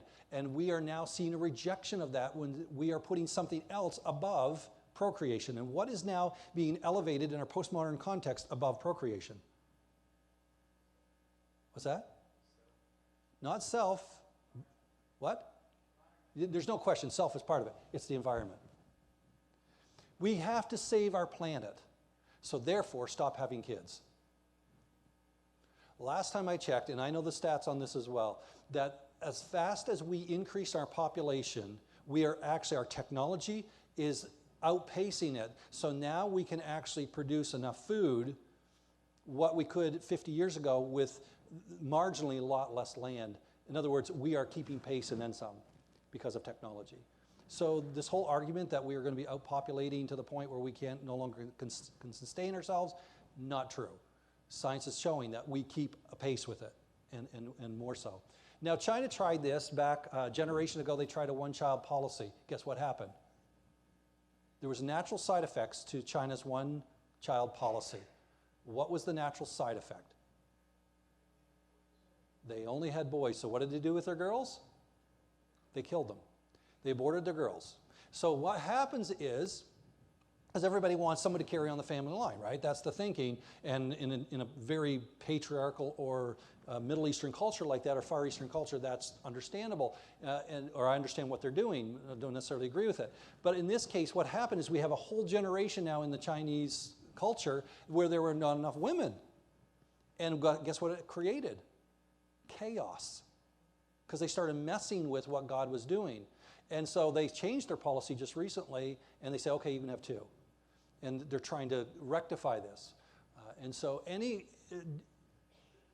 anyone who tells you that it is a sin or against God to have kids, warning sign. Yes? That's news to me. You're saying that generation of Chinese under the one-child mandate had all boys, but if they had a girl, they killed her? Not every one, obviously not every Chinese couple killed their girl. But the majority did. Because they could only have that one child, they wanted a boy. So what they were doing, if they got pregnant, they would have the ultrasound and they would say, it's a girl, okay, abort it. We get pregnant again, is it a boy? Good.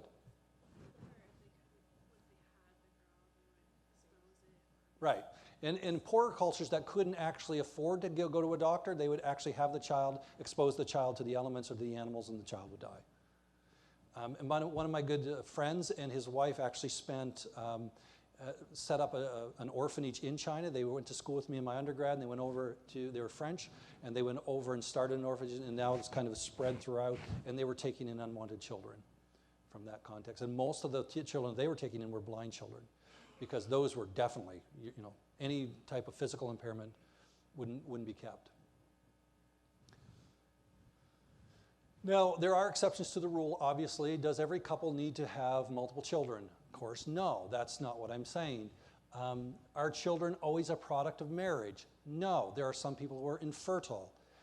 There's no question about that. But one must keep in mind that barring these exceptions, children are the natural byproduct of marriage and are a blessing from God, especially in Genesis. You want to read the problem, what was going on in Genesis? Every one of the matriarchs were what? Barren. And they're crying out to God, give us children, give us children. Of course, my wife and I would argue this goes back to the mandate in Genesis chapter 3, where it says, I will cause problems with the womb, the fruit of the womb. There will have increased sorrows in your conception. You won't be able to have children. I think my mic is going up. And so the people often argue when it comes to, for example, gay marriage or same-sex marriage, they will say, well, look, we have elderly couples who get together. They don't have kids, so what's the issue? At no point in the biblical text does God ever say anything against marriage between a man and a woman. Doesn't matter what age. And even if you are infertile, guess what God can do? He can give you a child. You don't believe me? Read Genesis. Read in the New Testament. We have John the Baptist. And it comes to elderly couples. How old were Abraham and Sarah? 99 and 90, or 89. So in other words, you actually, and I'm pray to God that this doesn't happen, so we know, for us, because we already have 4 kids. All right. All right. So in some societies did practice abortion in the ancient world, so the abortion issue is not something that is just a problem within our own culture, but there is a difference. There's no question. This was the exception. It was not the rule. In the ancient culture, they actually wanted to have children because they were in agrarian societies for the most part. And there was a high child mortality rate, so they needed to have lots of children. You don't believe me? Read the biblical text and you look at some of their families, 10, 12, 14, 20 kids. You know, they're cranking kids out, and the reason was because of the high mortality rate. Now, they did, in fact, kill their children in some situations. And one of them, of course, has to do with the issue of child sacrifice. And there were multiple ways of doing this. In the same ways the Chinese did this, even exposure, we actually have in ancient Carthage, for example, and in ancient Israel, the issue of exposing children as well. They would actually have their children, and they would expose them and or offer them as sacrifices to the gods. And this is an image of an artist's rendition of actually what this would actually look like, where they would have these idol figures, and they would be on fire. You know, the fire would be around them, and they would take their children and lay them in these burning, hot, scalding hands, and the children would die, screaming. And the thing was, the parents who were giving those children up, they could not show emotion. They had to sit there, and it was a total devotion to the gods. I look at this with my kids, and it breaks my heart. You can only imagine. Now, we look at this and say, this is horrific. This is nothing compared to what is going on in our culture today. The difference is this was done in public, and the prophets called it out. Today, when we call it out, we are shouted down, because there are catchphrases that we are going to see in a minute that marginalize Christians on this issue. In ancient Assyria, it was an affront to the gods and punishable by impalement if you aborted your child. They would take you, put you on a stick, and drive your belly through it and set you up for everybody to see, and you would die a slow death. Why would they do that? Because to kill your child was an affront against the king. Why would it be an affront against the king? Taxes and army. How dare you take a child that I can use in the army to become cannon fodder?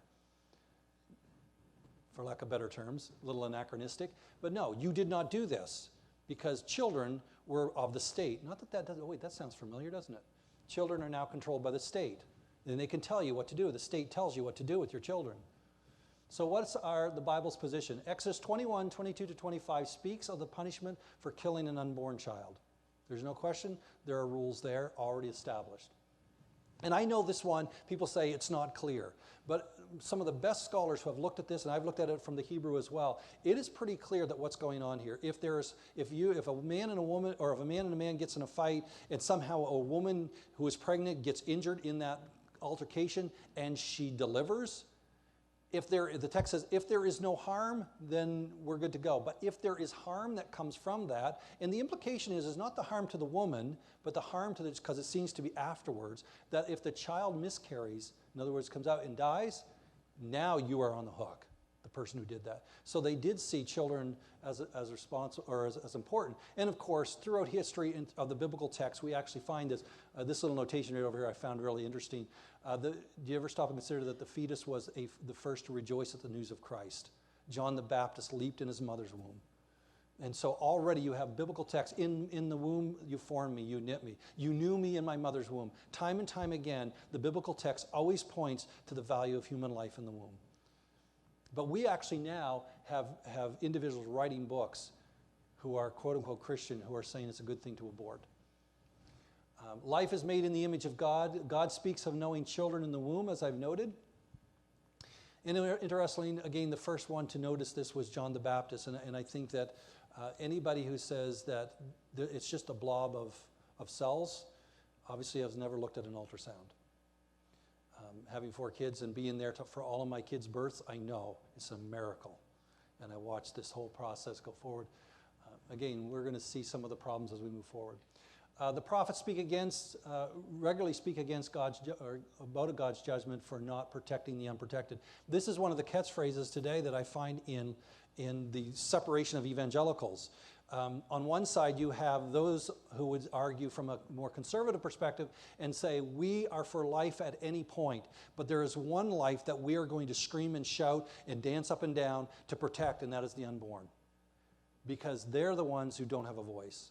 And according to the biblical text, consistently what you see with the prophets is, God says, I will judge the nation that does not protect the unprotected. Now, in the ancient world, it wasn't the unborn, it was actually the widow, the orphan, and the alien. So guess what the ones on the right or on the left will actually say? Of course, yeah, we believe in from the womb to the tomb. That's the catchphrase. That's just a way to actually hide behind the fact that I understand that abortion is an issue, but I want to look at this because this is actually staring me at the face as it meets me at the border. Or as I'm seeing the issue, and I'm not trying to get political, but at the end of the day, when you're killing 60 million babies, the last time I checked, we have not killed 60 million immigrants. And I'm not saying that you need to eliminate one for the other. It is both and. And what has happened within the church as we've moved over to this side, a blind eye to who we elect, a blind eye over here saying, I don't see it. Yeah, I care about it, and I'm pro-life, but I often said, I'm Canadian, I just came here, and I've watched what it's done to my country. And I said, if you say 85% of this country is Christian, in one election, this could be gone. This is a blight on society, but we won't do it. And this is why. Because we make that split, and we say, we don't see it. Let's move on. So, some have gone so far to actually say that the Bible supports abortion. Now, this is a text that just came out this year. I don't know whether you can see it back there, but she is a mainline scholar, and I've talked to my wife. I said, oh, great. Now I've got to get this book and read it and do a review on it or something, because obviously, I know the text that they're using here. They're going to go to Numbers chapter 5, and it basically says this, where a woman is taken supposedly in adultery. She is brought to the temple, and there they scrape up some dirt off the floor and put it in the water, and she drinks it. And if basically her bowels rot out, then she was guilty. And they look at this, in other words, if she miscarries. So God is for abortion in this case. If you get pregnant out of wedlock, he is going to abort the child. That is not what's being said there. It's actually, in other words, an eating of the bowels, not of the uterus. In other words, it is your innards are going to fall out. This is what's going on. But this is what they argue and say, well, see, God is for abortion, and there's the text. It's a fundamental misunderstanding of what's actually going on here. Sorry, I get a little passionate about that. All right, so today, Roe v. Wade was passed in 1973. Women's reproductive rights and women's health have become the catchphrases for postmodernism. How many have heard that on a regular basis? This is what politicians say consistently. Matter of fact, I've been watching a lot of the presidential debates, and when pro-life Democrats are actually challenging the people who are running, the candidates, what they actually say, what are you going to do on this issue? What do you do with us, the 20 million of us who actually are pro-life? I believe in women's rights and women's health. And then they skirt the issue and move on. You see what they've just done? Turned a blind eye to the 60 million. Again, that's the catchphrases. And of course, if you are against that, then you are against women's rights and women's health. Since 1973, over 60 million babies in America have died on the altar of convenience. So we do not take our babies and place them in the kind of the arms of Moloch. We take them and place them in the arms of what? The abortionists. And we walk out, and there's absolutely no problem. It's fixed. And this is the scourge, I believe, ultimately, that will bring down our country. One of my colleagues said this very well. He says, I read the book of Revelation chapter 6 when he sees the martyrs under the altar, and they're crying out to God, how long, O Lord, will you allow this to go on without justice? And he makes the connection. He says, I believe it's the unborn that are there. And they're crying out, how long, O Lord, will you allow this to go on? Yes? That stat of 60 million babies in America, You can actually go on. There's a website, and I have the link to it. You can contact me. I'll give you the link. I think it's down in my footnote here underneath that you can't see. It's actually a running clicker that's running how many abortions are happening on a daily basis, and it's clicking up all the time. And yes, since 1973, that's just the recorded stats in America. That's just in the US, that's not worldwide. And then we wonder why there's an issue with our systems that are set up. The church's position on this, and just so you know, and I'll zero in here on the evangelical white, and I'm sorry you can't see this, but the evangelical conservatives are actually 57%. It's the highest number of all of these numbers, all of these combinations. But 57% of white evangelical conservatives are against it. We say we should overturn Roe v. Wade. What is interesting is that when you start looking at these other numbers, those who identify with another political party, the numbers are the opposite way. And so what is happening is you have more and more evangelicals, and the numbers are staggering. More and more evangelicals are saying, do not do away with Roe v. Wade. And they're like, what? The evangelical church should be the ones that are over there 100% against this. But what we are seeing is the voice of women's rights, the right to control your own body and so forth. Anyway. Now this particular picture you have here, so evangelical support is on the rise. Mainline churches have already capitulated to the postmodern tenets. Here is this just came out this year. Lesbian priest tapped to head the major abortion group, calls abortionists modern-day saints. And so this is her and her couple, her lover. And so here you have two individuals who obviously can't have kids, and they're the ones now who are tapping this as being the heads, and they've got, now the abortion clinics have the church on their side. Many oppose the Kavanaugh appointment because of the Roe v. Wade. And again, you could say whatever you want about, because I'm coming from a Canadian perspective, but I watched this unfold. It was my first kind of Supreme Court nomination where I was kind of front and center of it as a newly minted American citizen. And I remember watching this thing, and they're coming unglued. Why? Because they're scared to death that maybe if we get enough conservative justice over there, Roe v. Wade will be gone. Oh, I would pray for that day. And don't give me the, well, what would happen in the back alleys? Oh, trust me, that will get taken care of. Left-leaning evangelicals get around the abortion issue by calling we support from womb to the tomb, as I've noted. Terms like social justice are bandied around as a means of focusing on those who are oppressed in society.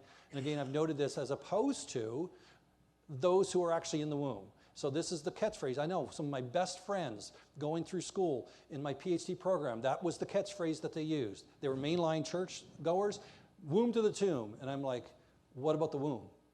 Womb to the tomb. What about the womb? And they would, this was an issue. Oh, well, yeah, womb to the tomb. That was always the catchphrase. In other words, that's the way they get around it. Conservative evangelicals make abortion the central issue. If anyone I vote, I'm a one issue person, really.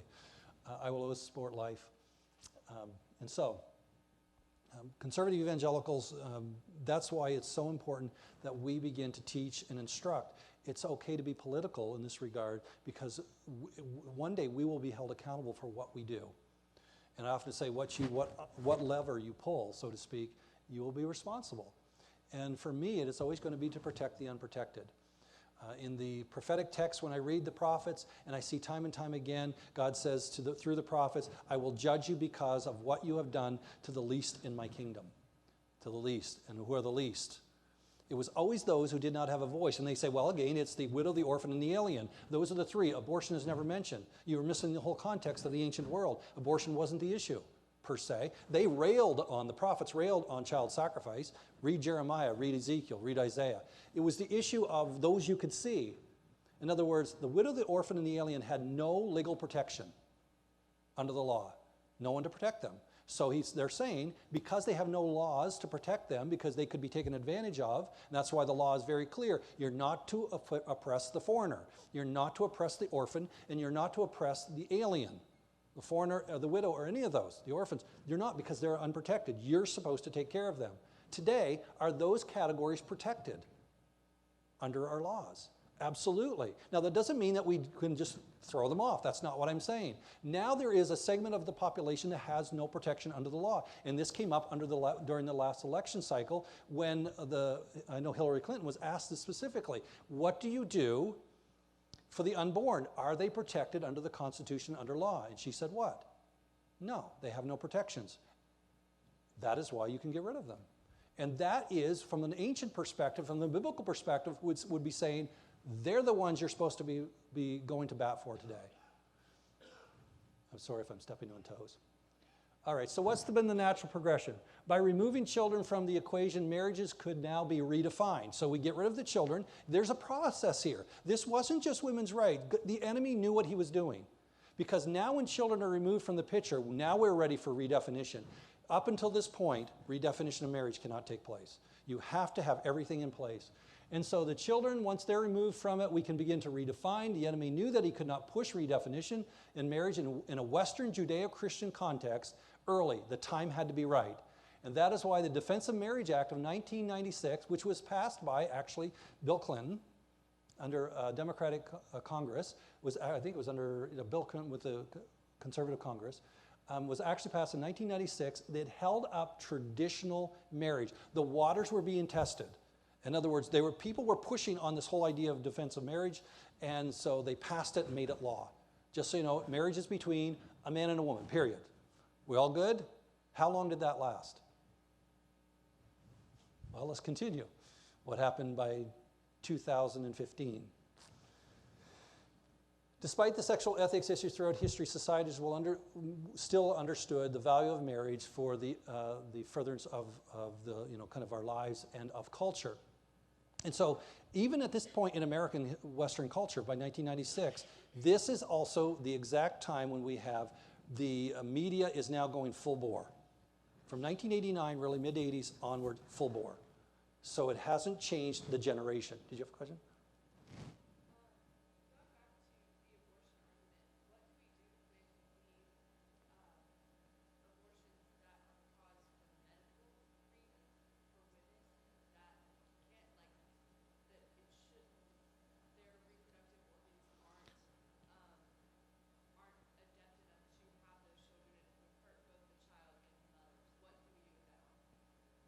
Do you want to address that? I'm not a woman, but in this situation, there's no question when you have a threat to the life, the physical life of the parent, the mom, in that case. I think that would be just a heart-wrenching, and this is the problem that I always find with the abortion debate, is that they'll bring up the 1 in like a billion or 1 in a million circumstances. Like, what do you do in that situation? Okay, can we agree, if that was the case, if we could say that in that situation the doctor should intervene, but would we agree then in every other case where it's normal that we won't?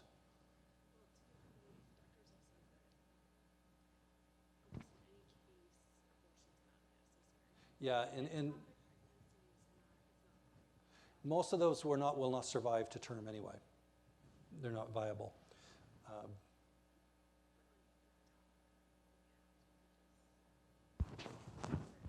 Sorry, my wife knows this better than I do. So if you talk to doctors, abortion for a medical reason is almost never necessary.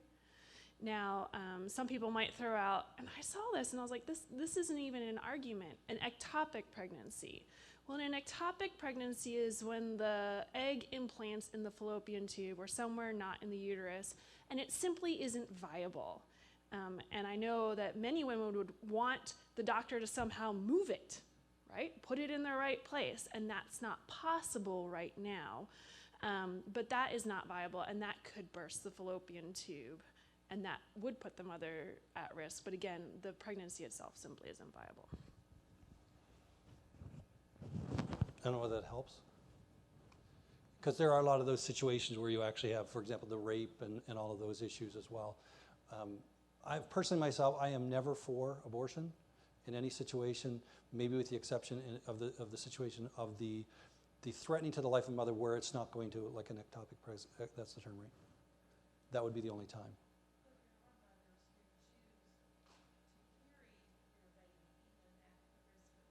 Yeah, absolutely.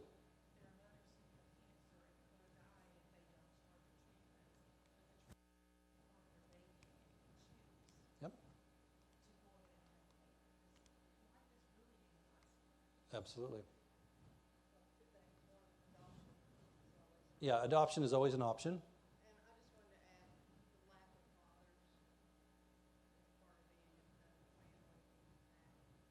part of being a family. The lack of fathers, oh yeah, there's no question. I mean, you have a lot of young women, especially in the African American community, which is now over 80% of the children are born out of wedlock, which to me is just astounding, and the other races, it's rising as well. That's where a lot of this is actually happening, is because of the lack of fathers in the midst. So they can't actually provide. Yes?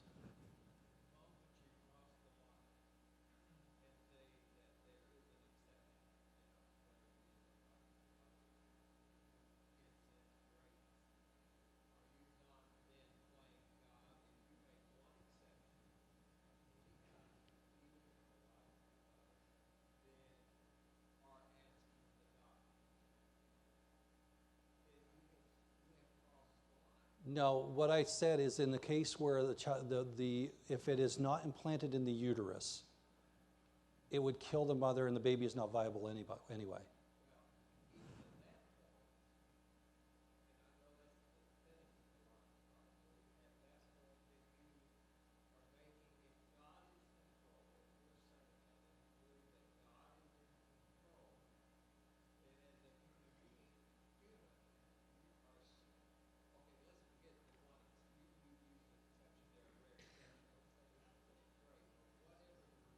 For what?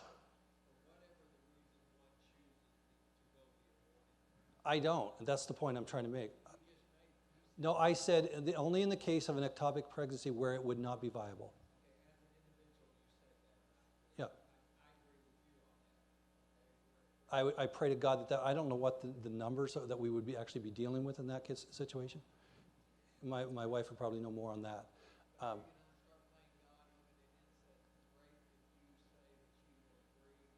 I didn't say I agreed with that. I didn't say I agreed with that. I think, yeah, that is the whole debate, right? Because this is what abortionists do, those who are pro-abortion, who especially are Christian. As soon as you make that exception, that's the argument they make, rape, incest, or whatever. As soon as you make that decision, it basically opens the door for everything else. Even if you would say, and I don't, I say, okay, for rape and for incest or whatever, that in those situations the child should pay. That's why I don't agree with that.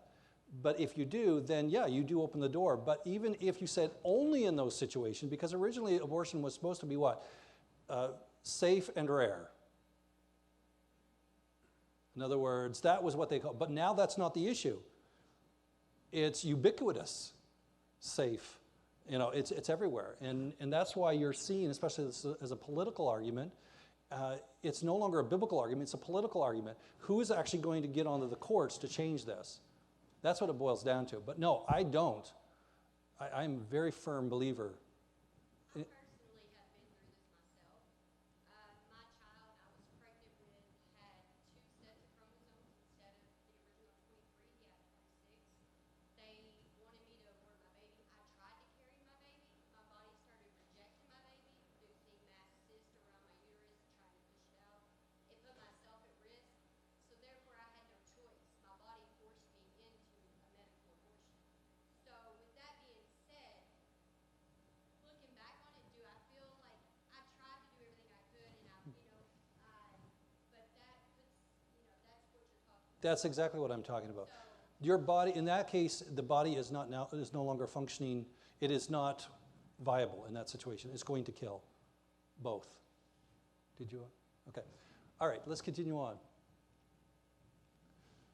The natural progression, rising divorce rate, divorce already redefined heterosexual marriage for the most part. You have blended families, single moms, dads. Again, these are not necessarily sinful. That's not what I'm talking about. But you're already seeing the redefinition going on. Divorce and remarriage seems to be okay in some situations today. 1 Corinthians chapter 7.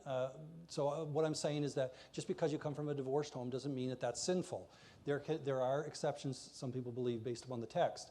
But in 1973, the APA began to remove, and this is where I make the jump because you're redefining things. So you start redefining marriage in the heterosexual world, and we had the Defense of Marriage Act, But in 1973, something else happened. We're coming in at this time. We actually have homosexuality was removed from its list of disorders, so it has become normalized. By 2003, remember 2000 or 1996, Defense of Marriage Act? By 2003, the Supreme Court struck down anti-sodomy laws, so we're in a progression. What happened in 2003 also? Massachusetts became the first state to legalize gay marriage. And so you already had redefinition taking place. And what was happening at the same time behind the scenes, and don't think I'm conflating, because what I'm actually saying, while this was going on over here, there was an agenda going on over here already to move into the gap. So we saw this, what happened in 2018. In 2018 in New York City, in Vermont, and in Virginia, literally the days after the midterm elections, what happened when the houses flipped in those states? What was introduced immediately? Did you follow the news on this when it came to the abortion issue? Abortion on demand up to the point of birth. Those were the laws that began to be, and you're thinking, how is it possible that in 1 or 2 days, I've never seen a state congresses or state senates and whatnot move that fast. They already had it ready. It was ready to go. They were just waiting for the tide to shift, and they went through. So New York became the first, Vermont second, Virginia was struck down because of the control of the House and Senate. But this is what you're seeing. One after another, the states are going to start falling. And this is because they were all ready. And this was exactly what was going on in this case. If children are not necessary to define family, therefore the natural progression is to, and if it's for combating loneliness, that's really, remember the language that starts being used to start changing. It's no longer for procreation, it can be for loneliness. Then other couplings could be defined as a family and marriage unit. Now you see what they're doing, they're starting to play with the mandates of Genesis. Adoption rights were extended to same-sex couples in 2013. You see what happened in 2015? By reprogramming Western society, the enemy was ready for the next part of the attack. This happened in 2015 with the Supreme Court decision to legalize gay marriage. And so it was already in the makings. This was happening while heterosexuals were basically redefining marriage ourselves. They were doing their thing, and it was just a matter of time. And so by the early 2000s, we now have another generation coming through that were more pro a postmodern agenda, and it just, one after another, they just started dominoes. And that's why you're going to see from this point on, the mandates are going to come at you fast and furious. Yes? Bullet point number 3, adoption rights extended to same-sex couples in 2013. Yes. In other words, family is being redefined. So before you actually have marriage, because you got to remember, some of the states, like Massachusetts, all the way back in 2003, legalized same-sex marriage. So the issue was adoption. They can't have kids. So how do they become a family per se? Well, through adoption. And so what they were doing is already in 2003, so it took about, 12 years. So over that decade or so, what they were doing is in the public eye beginning to redefine what family looked like. That was setting up for now the national change. And you got to be able to have the right to adopt in order to have a family. So now you actually go next door to your, and I'm not in any way knocking the fact that you shouldn't minister. That is our role as Christians. But at the end of the day, we still have a job to do when it comes to holding biblical standards. All right, we're going to take let's do a 5-minute break this time, and because we're coming into the very next, or the last 3 of these, and I do them fairly quickly.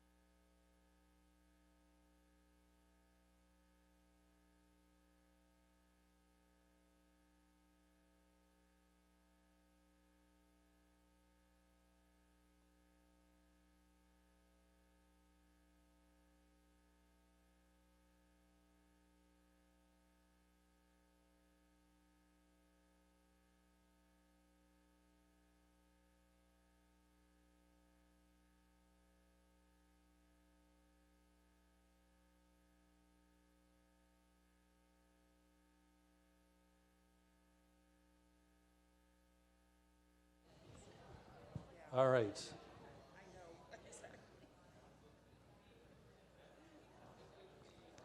We're almost there. Well, technically not. We're not going to get through this, but surprise. My wife says surprise. One of my friends who I went to school with, a lady by the name of Megan DeFranza, was evangelical with me in Gordon Conwell Seminary. She's actually written on this, and she argues for the redefinition of marriage based upon what we see in the biblical text.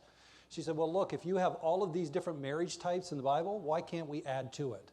Because already the Bible has all of these different forms of polygamy, war brides and so forth, and these are some examples, levirate marriage and so forth. And she says, well, why can't we shove in there or stick in or another form called same-sex marriage?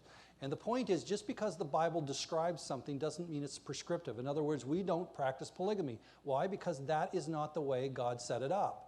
And so I often put it this way: we do not add to the confusion simply because the fact the Bible is recording what humanity was doing after the fall. And so these forms of marriage, while they were acceptable in some contexts, are not what should be the norm. In other words, I'm not a polygamist. And there's a reason, because of the Bible. Now here's another example of an evangelical who has tried with the same-sex issue. And you may be familiar with this individual. His name is Wesley Hill. He actually has written a couple of books. One is Spiritual Friendship. He actually argues for covenanted spiritual friendships between Christian gay men or women. In other words, what he's recognizing, look, we should remain celibate, but we can come together in a covenanted relationship, much like the monks did back in the day and age. In other words, it gives them the support. I understand what has actually been going on here and what they're trying to get. His position is basically to have a celibate gay marriage. Covenanted friendship, he called it. But even the affirming evangelical scholars said this is problematic, because what you're doing is you're putting yourself in a situation, you both love each other, quote unquote, and remember, love is not the deciding factor, God is, but you're putting yourself in a situation where you're facing temptation every day. And that is not what the monks did. The monks were actually, they were an order. There were a group of them. It was not just a couple. And this is what's coming down the pike for evangelicals when it comes to the gay Christian movement.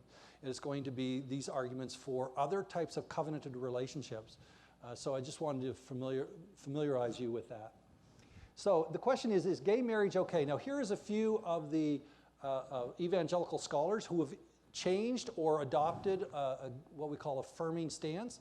They say that Genesis 1 and 2 presents very different pictures of marriage, and so therefore, because Genesis 1 presents a picture of procreation, Genesis 2 presents Adam being alone, he is lonely, and therefore God made him a helpmeet, and therefore that was to combat loneliness and make a kinship bond. We can now add other marriages that don't necessarily deal with procreation, because heterosexual marriage is over here for procreation, and yes, it combats loneliness, but for the most part, there's another story here in chapter 2 that says, hey, it's okay. Because as long as you have a relationship that combats loneliness, it is accepted by God. Do you see where that's going? Here is the problem. It is a fundamental misunderstanding of what's going on in Genesis chapter 2. These are not necessarily by different authors. What we are actually seeing is, here's the overview. God created male and female, and procreation is what their mandate is. Now he zeroes in on the first man and woman, Adam and Eve, and he says, this is what you're to do. You are to be together as a couple. He's recognizing that man alone is not good. Praise God. So you have Adam created. He has the animals there, and there's some debate, what was actually going on. Did God see, well, this is not good. We need to get him, we need to get him a helper, literally, in the Hebrew, and this is where I'll use my whiteboard now. I don't know whether you can see this, but for inquiring minds, it's a word that's made up of 3 words, kenegdo. He said, I'm going to make a man, or I'm going to make a helper. Literally, it is like or as, in front of or opposite him. That's what that means, 3 words.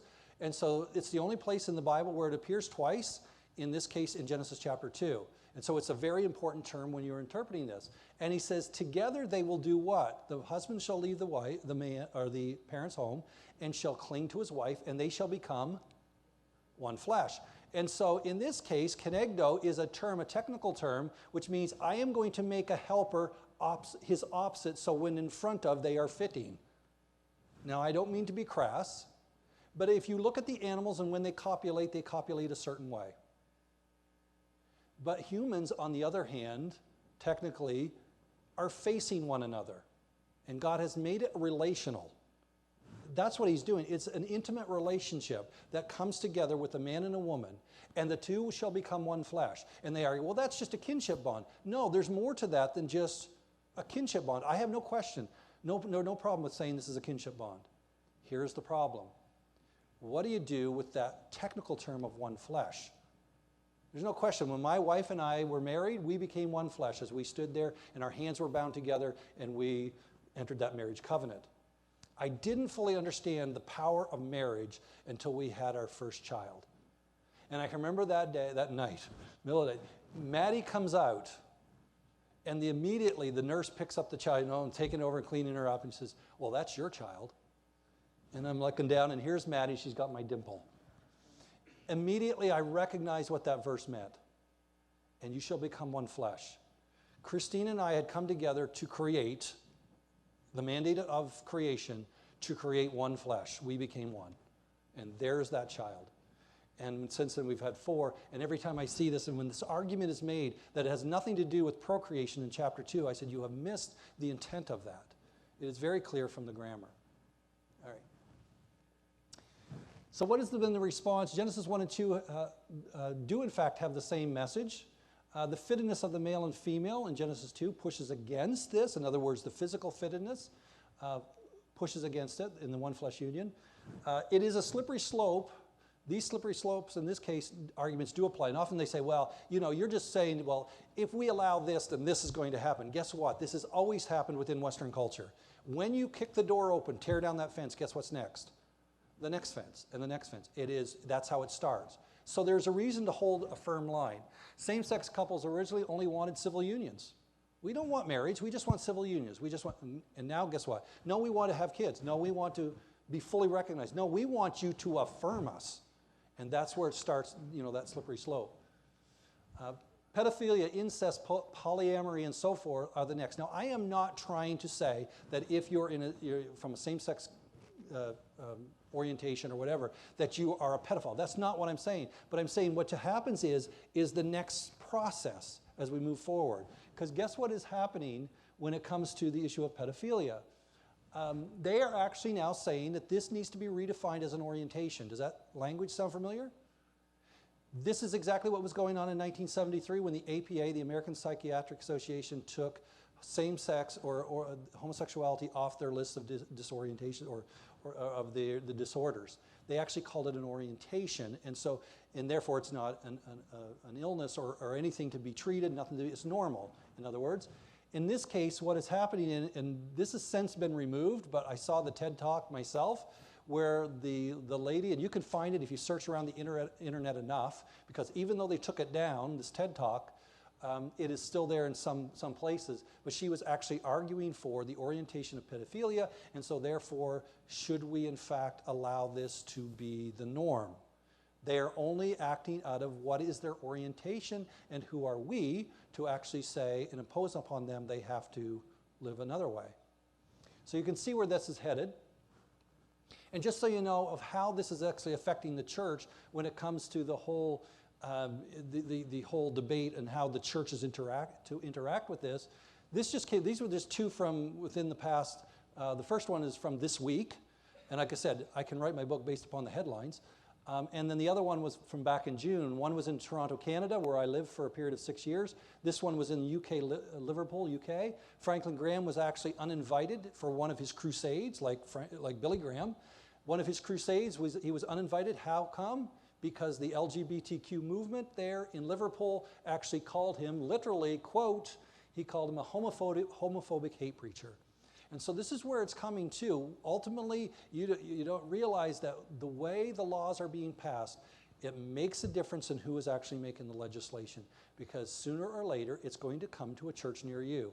You will no longer be able to go. And this guy here, down in the corner, was a Christian pastor who was preaching on the street corner in the gay community where my wife and I lived only a few blocks away. And he's standing on the street corner preaching the gospel. And I watched the video clip.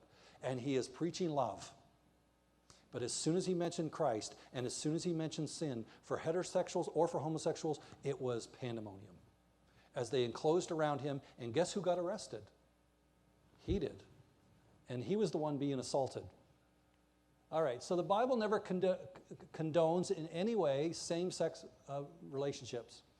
Even if someone says they love, cannot be the final arbiter. The Bible must be the final arbiter of relationships. Even if people feel the Spirit of God or approving of their, the Word has the final authority, period. And this goes back to our very opening thing. God in the Word must be the final arbiter. It doesn't matter what you feel. Feelings are deceptive. Arguments based upon supposed misunderstandings or misinterpretations of the text, and these are legion. Like I said, all you have to Google Bible's acceptance of homosexuality into the Amazon, and you will find legion of texts and books written by well-meaning pastors and evangelicals. But what I find fascinating is that the true scholars, in the sense of the ones who are true to the text, and one of these is Luke Timothy Johnson, who is a professor at Emory down here, just down in Atlanta, and then William Loader, another scholar. These are leading New Testament scholars. They say, look, the Bible is very clear. It is against homosexuality, period. We affirm it because of our experience. And so therefore we're going to allow our experience to trump the text. Did he get fired from Emory? No. Oh, heavens, no. No. Do you, Emory? No. No, not at all. And why is it that the only passage, like I said, why is it the only passages that are misinterpreted are always the ones dealing with homosexuality? That's the issue I have. All right. The simple question, this is kind of a side note that I find humorous. This is what I always find interesting when it comes to the gay marriage. Why is it that we see this predominantly in gay couples, where you have one who wants to be the more feminine and one who wants to be the more masculine, and we actually see it in the weddings that take place? Why is that? Because innate within us, there is this desire to have one who is what is called the male figure and one who is the female figure. And you actually see, all you have to do is Google gay weddings, and you will actually see this. It's very common. Now, not everyone, obviously, but a number of them, this is the way it's presented. So in other words, they're imitating or mimicking the biblical model. That's interesting. Anyway. All right, I think I want to skip through. I don't know whether anybody's back there. I'm not going to get a chance to go through a case study. I want to actually jump to, I want to skip through and get to the next mandate. Sorry. You'll have to wait for the book. I actually look at the whole issue. I took a case study of Genesis chapter 19, and I've written an entire book just on this. You can Google it. What was the sin of Sodom? And I actually systematically go through. That was a case study where homosexuality is actually addressed directly. And I say, is that what's going on there? And you will actually find my biblical case for it, that in fact we are dealing with same-sex issues, and that this has been the tradition throughout church history, throughout Jewish history, and it's only been within the past 2 decades, 3 decades, that the sin of Sodom has been kicked out as nothing more than inhospitality. Again, a reinterpretation of the text. All right, male and female. Prior to the family, the giving of marriage, and the establishment of society, God gave humanity the clear distinctions of male and female. Remember, I'm working backwards, and this you brought this up earlier. The whole issue of male and female. Binary gender was needed not just for human diversity, but for procreation. There is a reason why God created male and female. It was for this reason. Nothing could be any more clearly defined from science and nature, and they both hold this, the fact that we are, in fact, male or female. It's very clear. Now, I am not talking about the 0.1% or so of the population that falls into the intersex area. That is a totally different argument. But what I'm talking about, for the majority of people, we fall into one of two sexes. Guess what? Up until, 15 years ago, this was not even a major discussion. But you'll notice it has been increasing in the speed of the mandates that are falling, and this is the next one. So postmodernism is now undoing this mandate. There are no less than 50 to 150 different genders that you can choose from. I don't know how this is possible, but apparently on Facebook, and I checked this out, you can actually have upwards, I think is 58 options of the gender that you so choose. Yes?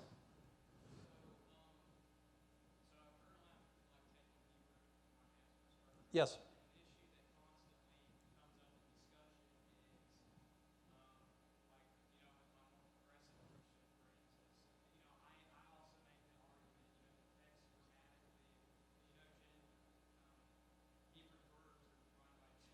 Yes. So what, how, you know, I would be really curious as to what your perspective is on the argument that people make that, well, we can't follow the Bible's definition of gender because their language was constructed by a patriarchal society, and so therefore we can't rely on it. Well, I mean, you can move forward into the New Testament as well, and you can say, well, that's still patriarchal, but you actually see consistently, and still, at the end of the day, this is an issue of authority, right? In God's Word. God chose to reveal himself within that context, to reveal the Bible within a patriarchal context. That doesn't give us the right to challenge God and say, why did you do that? So, I mean, we can discuss this kind of on the side if you want, so I don't want to get too far afield. But you can actually argue that based more upon the authority of Scripture. You have to base it upon the cultural context and why God chose that context to reveal himself. I often say, why couldn't Jesus be born today? Why didn't Jesus reveal himself today? What would happen in our current context if a young lady got pregnant out of wedlock? Abortion. So there's a reason why you actually, or could, that possibility would have been there, and I can guarantee you Planned Parenthood would have been encouraging it. So already you have a context for Christ being revealed and the revelation of God's Word. And so I would argue more in the historical and the reason why God chose that time period. But yeah, this is the argument with Paul as well. Paul didn't know about sexual orientation when he's in Romans chapter 1. I don't agree with that. So some parents now allow their children to choose their own gender, and we're seeing this arising within society. New terms appear every day. The marginalization of those who oppose the enemy's attack are, in other words, in this case, are actually attacked with pejoratives. You are a heteronormative individual. That's what you're proposing. Yeah, I do. Transphobia or homophobia, whatever it is, whatever pejorative, that's what we're labeled. And these are actual pictures that I pulled off the internet. These are the terms that are now being used are thebes. In other words, that we're not sure, we're not going to, whether he identifies as a boy or a girl, or she identifies as a boy or a girl. So we're just going to call them by generic terms like them and they, pronouns, as opposed to he and she. This, to me, is just blowing my mind. Not to mention that in the transgender issue and the fact that now you can actually start gender reassignment as low as 8. Like, what child at 8 years old is going to be able to make that decision? There is a problem with that. So some of the blurring that's taken place, transgenderism is now the new rage, and of course, once the doors, and the scholars will already say this, this is nothing new. They said once the doors were kicked open through the gay movement and the gay agenda, it opened the door for the next, the trans movement as well. And there were some problems, there was some debate even within the LGBT or LG movement, the lesbian and gays, because they were concerned that this would delegitimize them in some way. But at the end of the day, they are all under this umbrella because they kicked open the door first. And so now we have the laws that are being changed. Companies and sports organizations are boycotting states, complete states, if you do not buy onto this. And just so you know, again, this is an issue of feeling, no longer is it science. Science now, and this issue, is out the door. Because now it's a matter of feeling, because biology says you are male or female. Now we have an issue of perception. I perceive or feel to be, so therefore you have to accept my feelings, not what is actually scientific. And we must bow to their agendas. Sports are now unfair, with women being seriously and physically hurt. Now here's a case that just recently, and like I said, you can look these up, where you're finding, like there was a mixed martial arts contest where you had a guy who is now transgender, identified as a female, got into a ring with a woman, and guess what happened?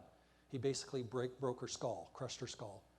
Because there's a difference between a man and a woman, period. But yes, you can't say anything. You look at any of the women who are losing in these sports, if you get them alone and you start talking to them, guess what they say? This is not fair. But you can't say that in public. They'll say, we can't say this in public because we will be marginalized. Now, this was just recently. This just happened.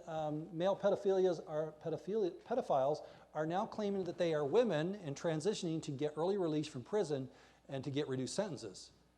Because if you're a male and you're a pedophile, then you're obviously going to maybe repeat. But if you transition over, then you can get out early. And this is actually now happening. And we're actually seeing transsexuals who are being wanting to go into female prisons because they identify as female. And of course, in our postmodern culture, how can we challenge that? Because we judge nobody. And so they're putting them into female prisons, and guess who are at risk?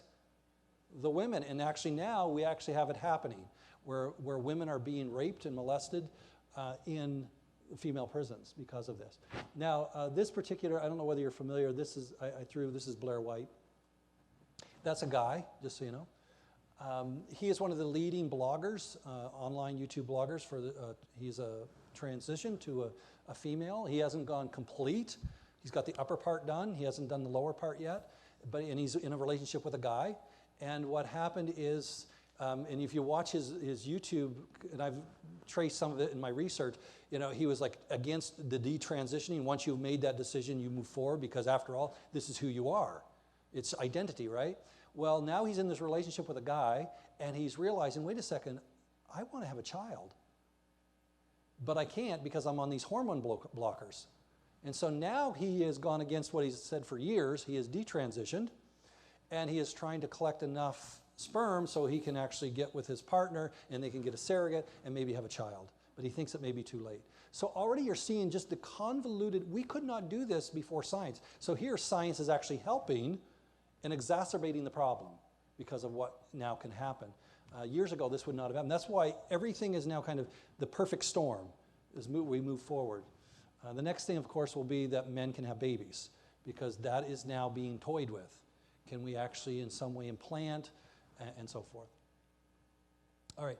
Women are the ones who end up hurt by the new normal. Romans 1, Paul makes it very clear about, especially with society. He starts with the Gentiles, then moves to the Jews in chapter 1. He says, look, even the Gentiles recognize that there is a creator God. And he said, you can look at creation, but there's something else that you can tell. You look at your physical bodies, and what do you see? Male and female. And what does he say in a perverted society actually happens? When those who reject God, what happens?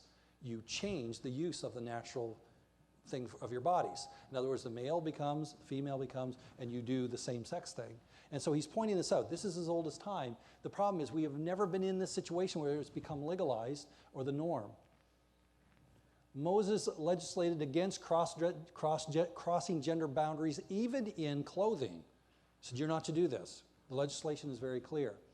But even these aberrations were not the depths to which Western society has sunk yet. We still have more to go. Mandate number 4, the species distinctions. This is becoming more and more common. One of the last mandates to fall, of course, is the blurring of human and animal distinctions. And there's a couple ways of this is actually happening.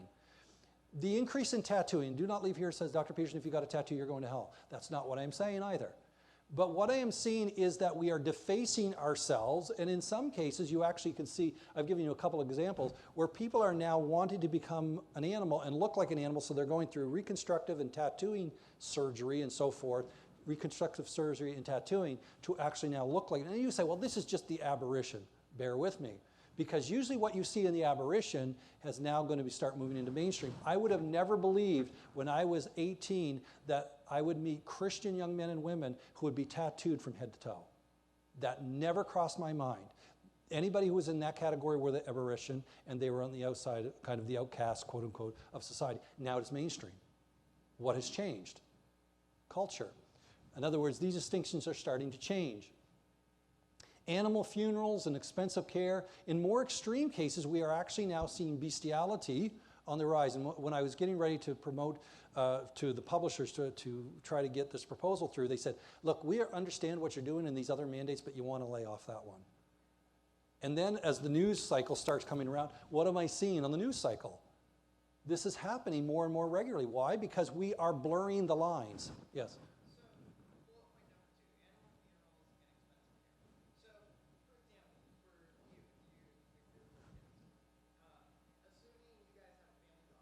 Yes, we don't. Okay? No. I see what you're saying. In the back here. No, I'm talking about you can actually get caskets now and all of this. My colleague actually pointed this out to me. He says, yeah, you can actually now have prepaid dog and cat funerals, your pet, where I'm talking about expense, where the people are actually now putting that animal at the level of, and I'm not knocking, God has given us creation to enjoy, help us in our loneliness, especially my mom, she had a little poodle, everything was great, but when the poodle died, guess what? I buried it in the backyard. But now what is happening is that we're seeing that blurring because animals are now, and you would say, well, wait a second, you're touching on my pets. Well, let me continue. This is what I'm really getting at here. When it comes to the blurring, you see this on the news on a daily basis. They're more militant in some cases, the animal rights movement. Animals have the same rights as humans. How dare we eat an animal? I don't really remember the Cecil the lion controversy just a few years ago, where a poor guy goes on an African safari, shoots Cecil the lion by mistake because it wandered out of the preserve, or he got into the wrong place, and he shot Cecil the lion. There's a picture of him over there on the bottom corner. And the social media went crazy. He should be murdered, he should be killed, he should be butchered. And I'm just like, do you understand what you're doing? Now, social media has given us this platform of anonymity where we can say and do whatever we want.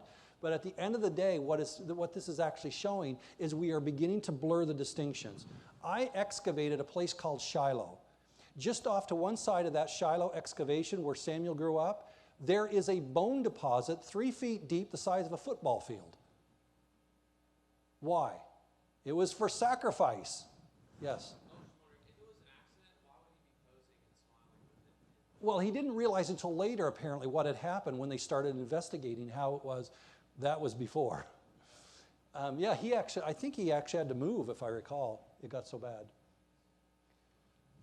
Harsher penalties for killing an eagle than a baby. I don't know whether you've seen these memes going around where you actually, 200,000 and 3 years in prison for doing this. You can kill a baby now right up to the day of its birth. No problem. No penalties. Don't you understand how corrupt and twisted that is? Anyway, I'm seeing this and my head starts to spin. So what should our response be this? God legislated against bestiality. That's pretty clear. And you say, well, that would never affect me. Oh, it's coming to a church near you. While we need to get, and it may not be this generation, but because after all, I love my horse. Yeah. While we need to care for the animals in creation, we are also to have dominion over them. There's no question about that. We are not to worship animals, period. Never. Excessive tattooing, piercing, and the practice of cutting one's skin all, in one way or another, reflect a rejection of human's role as the image bearer of God and Paul's instruction that our bodies are the temples of the Holy Spirit. What we are seeing within our culture is a natural progression, and it's in the church. It's already here. And I deal with this every class that I teach in the message, and my students, you'll hear this. We'll have an entire debate about this. It comes down to actually how we view our bodies and how we view the animals around us. All right. Another mandate. Now, we've gone through basically the 5 basic mandates, or most of the major mandates. The worship of idols, of the sun, the moon, the stars, there's nothing new. This is from ages past. Even in the worship of inanimate aspects of creation, such as rivers, trees, mountains, that's nothing new. This is all from biblical time and before. This was often the hallmark of ancient pagan cultures. However, this is now changing in Western Christianity as postmodernism's wisdom is now mainline in churches as evidenced in their rising idolatry. All right, now I'm giving you an example here in a minute. They worship plants and Mother Earth and climate change as the new clarion call voiced through the churches in the West. Are you getting this in the news and what we are to do? Now, again, I am not saying that we in some way should, destroy creation. That's not what I'm arguing. But anytime you put creation above everything else, and we already talked about they're doing this with having children. They're doing this with how now cows. We got to get rid of the cows because that's killing the ozone and so forth. But the best one for me was actually this one on the far side, and I'll just kind of summarize what's going on here. This was actually at Union Theological Seminary, and this just happened in this past year, where during Earth Day, here are divinity students who are going to be in the pulpit someday. They brought into the chapel a big mat, put down a bunch of mulch, put in a bunch of plants, and they all got around it and started asking forgiveness of the plants. They began to pray and ask forgiveness for all that they have done. confessing to the plans. Is there a problem with that? This is not mainline in the sense of, some pagans. This was the church that is doing this. And you say, well, this is really tangential. It is coming because kids are being indoctrinated that we're killing the planet, and we are going to die in 12 years. I can guarantee you we are not going to die in 12 years, barring the Lord's return. It's not going to happen that way. Now, I know the arguments, they say, what kind of naive, stupid evangelical scholar would stand up and say, the Bible says that climate change is not real? Climates have changed. I dig in the sands of time, and guess what I find? Climate change. From the Middle Bronze Age to the Late Bronze Age, there was climate change, and guess what happened? Smaller cities began to spring up into the Late Bronze Age. The bigger cities began to collapse because the region could not sustain it. So even in this case, 3,000, 2,000 years ago, what I'm seeing is climate change. 4,000 years ago, there was climate change. It's cyclical. Now, are we contributive? Perhaps. But at the end of the day, guess what? I am not going to bow at the feet of somebody who says that the earth is going to end in 12 years, so therefore I can't have any more children. Yes?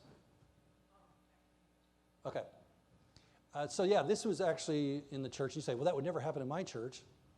And you just wait. All right. This is a lot. I am not going to read this. I'm going to summarize it. This was the way I ended one of my articles, and I think that at the heart of it is, in fact, truth to what Os Guinness says. He is another social critic, much like, how are we doing? We have 20 minutes? Okay, good. This, for the most part, is very much like where I began with G.K. Chesterton, do not tear down fences. And basically what he is saying is this. Evangelicals who are getting on the bandwagon and moving the borders or moving and changing things simply because they think they're going to be accepted by the mainstream of society and Western culture and being hailed in some way as these great progressives, in their 15 minutes of fame, they're going to be kicked to the curb and bulldozed over for what? The next thing. And I'm seeing this time and time again, especially in the Southern Baptist Convention. I follow Al Mohler a lot in what's going on, and because I think he's kind of got his pulse on things. But he points this out. One of the Southern Baptist, the school, I just lost the title. Southern Baptist Seminary is the main one for the Southern Baptist Convention, Louisville, Kentucky. He's the president there, and one of the professors who was there, a guy by the name of David Gushee, who actually served there for a number of years, went over to one of the other schools, and now is down at Mercer. He has moved over his period of being evangelical Baptist from being anti or teaching against it in one of his co-authored ethics books to now coming coming 180 degrees over to this side and saying, yeah, I'm sorry we missed it. And Al Mohler comes into this whole discussion, and he says, he used to be his employer, and he says, while I recognize where David has gone, or why he has gone there, guess what's going to happen? Because he, as an evangelical, still has to say, okay, I agree in gay marriage or same-sex marriage, but it has to be monogamous. That is not enough. Because now what is being said is, how can you hold us to the standard of heterosexuals? And he says, what's going to happen to those individuals? They're going to be steamrolled. For this time, right at this moment in the history, they are praised. See, look, evangelicals are on our side, but he says they're going to be steamrolled. And that's exactly what's going to happen to anybody who tries to hold to a biblical model at all. When you start moving the boundaries, you're going to be pushed and rolled over as the next boundary is carried on. All right, so this kind of gives you, and this is just quickly, these are some of the landmark rulings, and I've touched on some of these moving forward. So to kind of sum up where we have come from. So I'm just starting with World War II. So already divorce began to rise. 1960, contraception became prevalent. 1960s and 70s, the women's liberation movement begins and flourishes. 1970, no-fault divorce passed in California. 1973, Roe v. Wade was legalized and became the law of the land. 1973, the APA basically moved to remove homosexuality from its list. By 1989, and there's a lot that's going on in the 70s and 80s, I skipped through some of that, and a lot of it was happening within evangelical churches. Someone like a Mel White, for example, who was a pastoral professor at Fuller Theological Seminary, who actually left his wife, divorced his wife, married his lover, and took up a whole cause for the gay evangelical movement, and he is now known Soul Force, the Freedom Rides, Equality Rides, which Lee University actually experienced back in 2006. That's all coming out of the evangelical movement that takes place in this interim. So 1989, there was a couple from Harvard University, and they actually released a book called After the Ball. And what they said is, this is how we are going to change American culture. And what we do is we marginalize evangelicals, conservative Christians, as being homophobes, and everything in music, in our literature, in our movies, in our TV is all going to be taken over, and we are going to push gay themes so the next generation comes through, they are going to see it as normal. And guess what? That was in 1989. What do we have today? That is why the 1990s into the 2000s, you actually have all of these. Start Googling some of the TV shows and the movies from that time period. And that's exactly what they were doing. We didn't even realize we were the frog in the pot. And it was starting to boil. And we lost an entire generation. And that is why the church is shifting. It's because of what was happening. And they said, this is how we're going to do it. They had 8 rules, and they basically laid it out of how they were going to do it. Let's continue. 1996, the Defense of Marriage Act. 2003, the anti-sodomy laws were ruled unconstitutional. 2003, Massachusetts, first state to legalize gay marriage. 2006, the Me Too movement started. So now we're going to, it's going to be basically what I call the demasculinization of humanity or of society in the West. 2008, 2016, the Democrat President Obama promised to transform America. And this was right in this time frame that this is happening. 2013, adoption privileges were extended to same-sex couples. And of course, in 2015, gay marriage passed during the Obama tenure. 2015 to today, genders has been challenged, and transgender, and these are all the legislations or laws that are now coming to pass, so they're being normalized. You don't believe me? 2018, in fear of the conservative-dominated Supreme Court, immediately after the midterm elections, when a lot of the House, Senates, and Houses flipped, they introduced the most radical abortion laws ever known in the West, where you can abort right up to the day of. And even if and you saw, I'm sure, what happened with Virginia's governor when he said, what happens if a baby is born and survives an abortion, what do? We keep them comfortable and none of us have a discussion of how we're going to kill the baby. To me, that's barbaric. That is infanticide. Let's continue. And just so you know, having 4 kids and seeing the ultrasounds, I know when a baby looks like a baby. And it's not when they're born.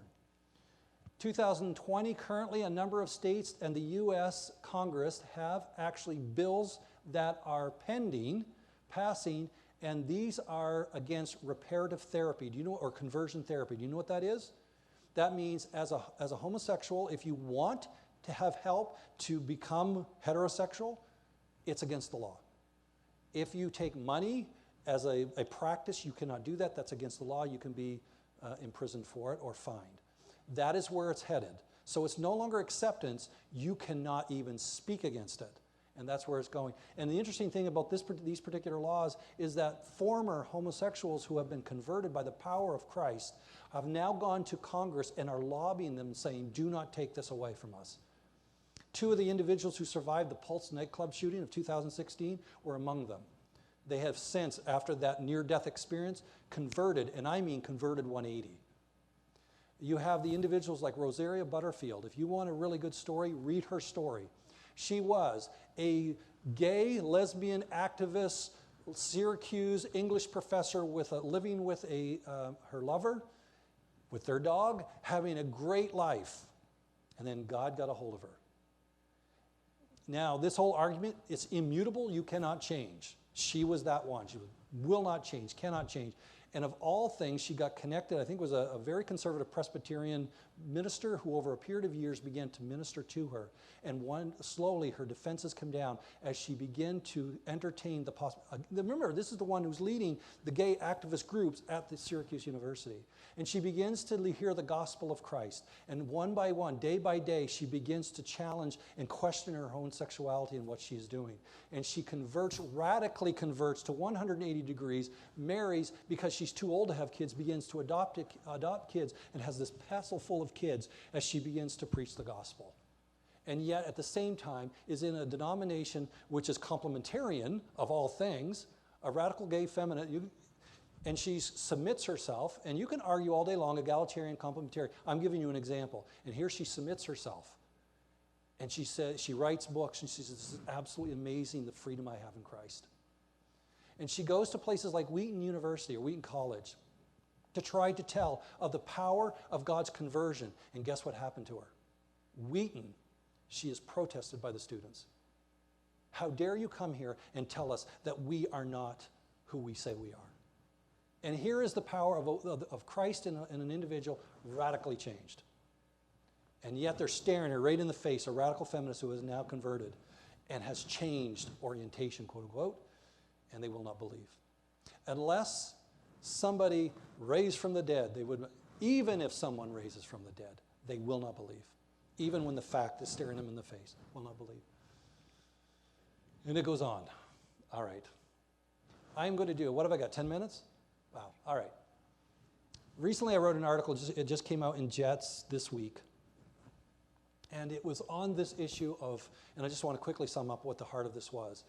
And it was, and it kind of stems from the Me Too movement. Now I am not against, the issue of bringing people to justice. That's not what I'm against. What I'm against is when being masculine now or being a man becomes a problem. Because God created male and female, we just need to how to deal with this. Due to the fall, humanity is now broken, and part of that brokenness is our sexuality. As I've been going through the mandates, at the heart of this is the fall. The problem is we resist the temptations of sin, but in Western culture we do not do that anymore. We now allow the sin to enter in, even to the churches. Are men the main problem? The Me Too movement would have us believe this, and this is what I find fascinating. This was just from this year. This was a new congresswoman in the middle. This is Katie Hill. Katie Hill. I don't know whether you heard this, but she was having relationships. She was divorced or going through a divorce. She was having relationships with another female in her staff, which is against congressional rules. And then when she finally was forced to resign, guess whose fault it was? It was everybody else's fault. It was the men's fault for actually forcing her to resign because they were in a consenting relationship. Well, guess what? If that was a man with a woman, what would have happened? Me Too movement. But in this case, they all circled the wagons and actually got on her side and said how horrible is Congress that they've actually forced this woman to resign because she was breaking the rules. Let's continue. Is masculinity toxic? Supposed to be, is toxic masculinity the problem? Just so you know, these are some of the stats. A simple Google search will actually reveal that there are over 7 million hits for classes on toxic masculinity. That's in America. Right? So we know that this is the #1 issue that's now hitting us. Numerous interviews of psychologists who say little boys need to be taught to be more like girls. And again, this is the demasculization of things. Whenever you touch on someone's sexuality or their gender, now this is becoming the issue. And this is what is coming now within our culture. It is wrong to be male.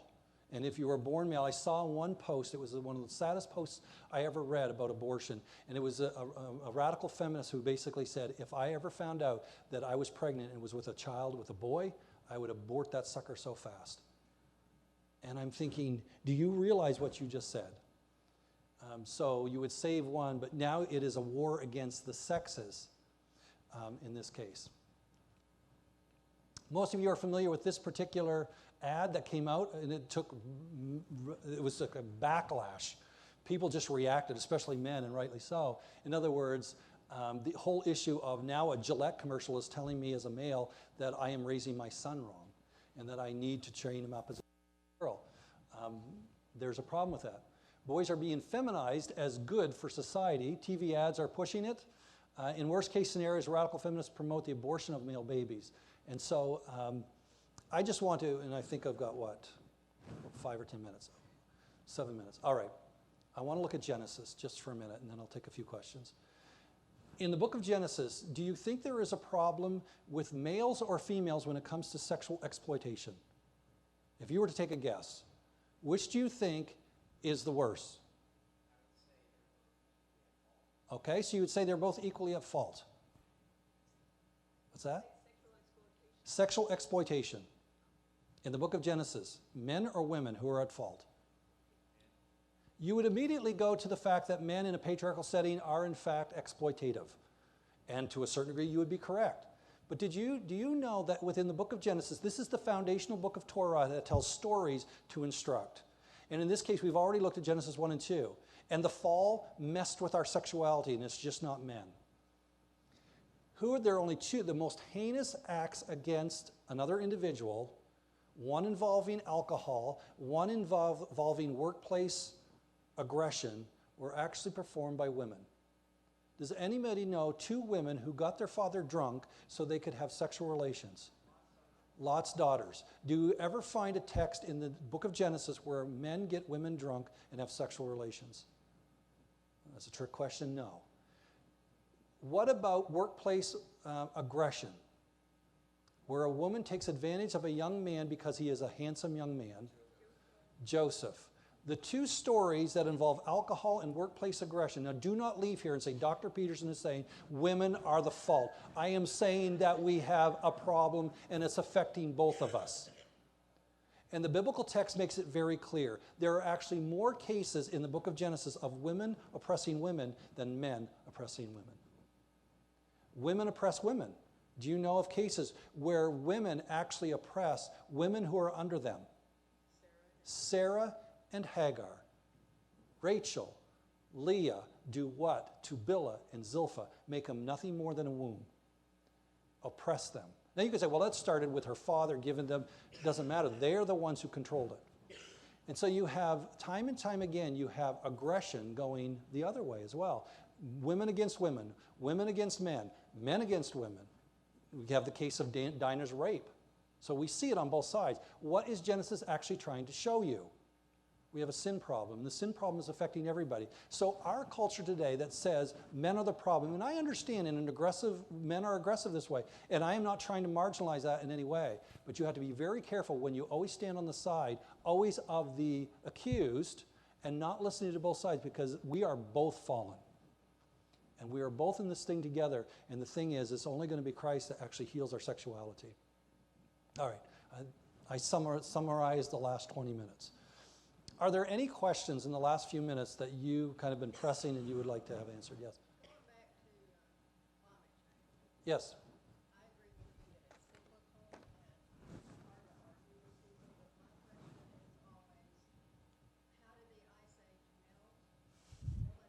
Do you have an answer for that? 'Cause I don't. Well, yeah, there's no question, and I'm not a climatologist, but I do know that everything goes in cycles, and the ice ages are a case in point, where you have, the progression of the cold, and what was it, back in the 1970s, they said we are having the next ice age, and then within 20, 30 years, it's now we're global warming. And they actually didn't like global warming, they're actually calling it climate change, because what was happening is people say, oh, well, look at this, Washington, D.C., they got snowed in with 3 feet of snow, climate change, global warming, it's actually getting colder. And so, no, they say it's climate change. Like I said, I'm not a climatologist, and I'm not here to try to say that I have all the science and data on that. All I am trying to say is that I know that climate is cyclical, and we have seen this throughout history. But the problem is we don't study history. So when I teach my students about archaeology, I say, oh yeah, just so you know, you go back and we're actually digging at Shiloh, which is a Middle Bronze Age city. This city was abandoned or was destroyed and basically left abandoned and kind of became smaller areas around it. In the late Bronze Age, it's because the climate there could not sustain larger populations. So they had to diversify out and build smaller areas and spread out. Any other questions?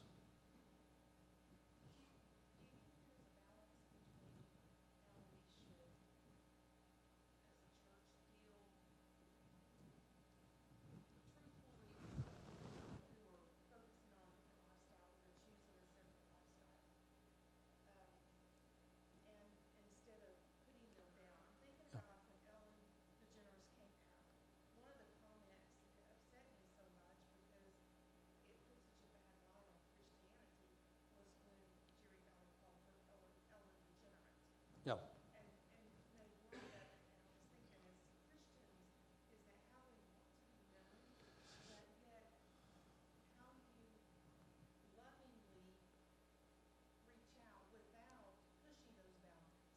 Yeah, I mean, there's no question that is a major problem. Like I said, I lived with it because I lived with a guy, and how do you be a friend, but say I disagree with where you're at.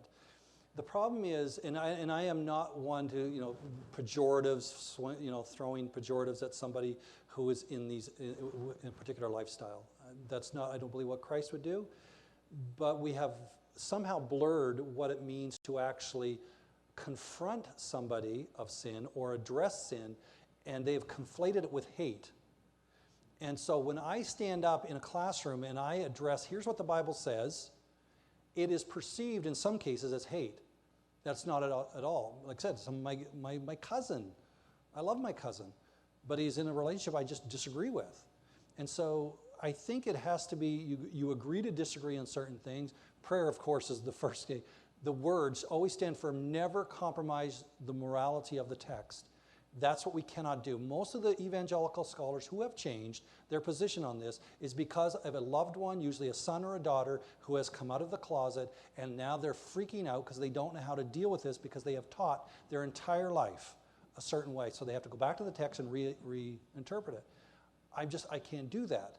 And so I think it is part of remaining firm in what the text says, reaching out in love, but firmness. At the same time, you cannot start bending the rules here because now you have to bend them over here. Now, I know the arguments, they say, well, you allow divorced and remarried people who are maybe not have a biblical divorce, they're in your church.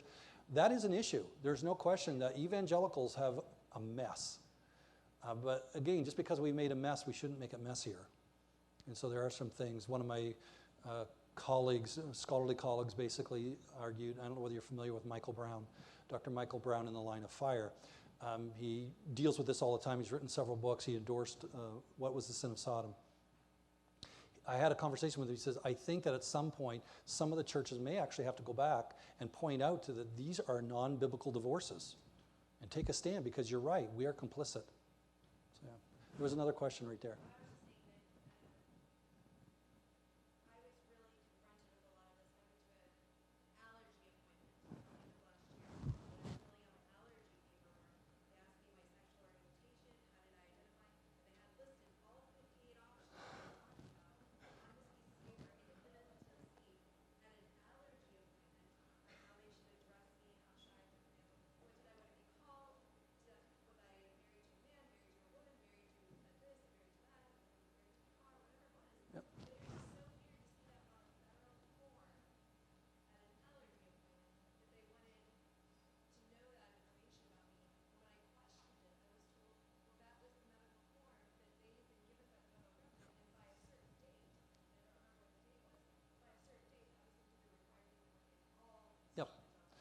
It's becoming the norm.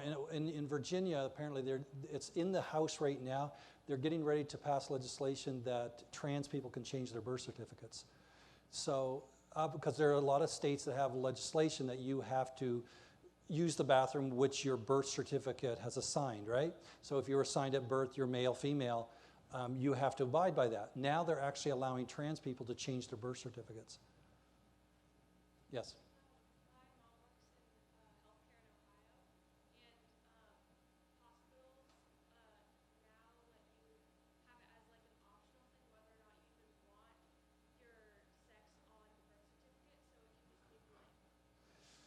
Yeah, that doesn't surprise me. In other words, what is she saying? Her mom works in a hospital, and now they actually have the other option of not assigning any gender at birth. Yes? So what else can we do besides exercising our right to vote? Right. People into these positions? What else can we do? We homeschool. Okay, so here's the thing. There are a number of things that people can do, and that's part of why I'm in the process of writing this book. One of the things is, yes, who you vote for. Very important. Because if you feel so strongly about the abortion issue or about these gender issues and whatnot, you can be, rest assured, you can usually find a politician who can either support or not support. So know who you're voting for. Definitely the way you raise your children. Again, we homeschool. And a lot of it is because now a lot of these agendas that I've just gone over are now becoming mainstream within their sex education. And they're starting at this age. Not this age where I was, but actually they're starting in the earliest levels, and they're indoctrinating the students all the way through. And so if you find yourself in a situation where you have kids in a public school, and I grew up in a public school system, then you want to make sure that you are doing your due diligence as a believer to counter that in some way in the discussions, and or sheltering them as much as possible of what is allowed. But what is changing in Virginia, and this is another thing, interesting, Virginia is one of the leading ones that has changed.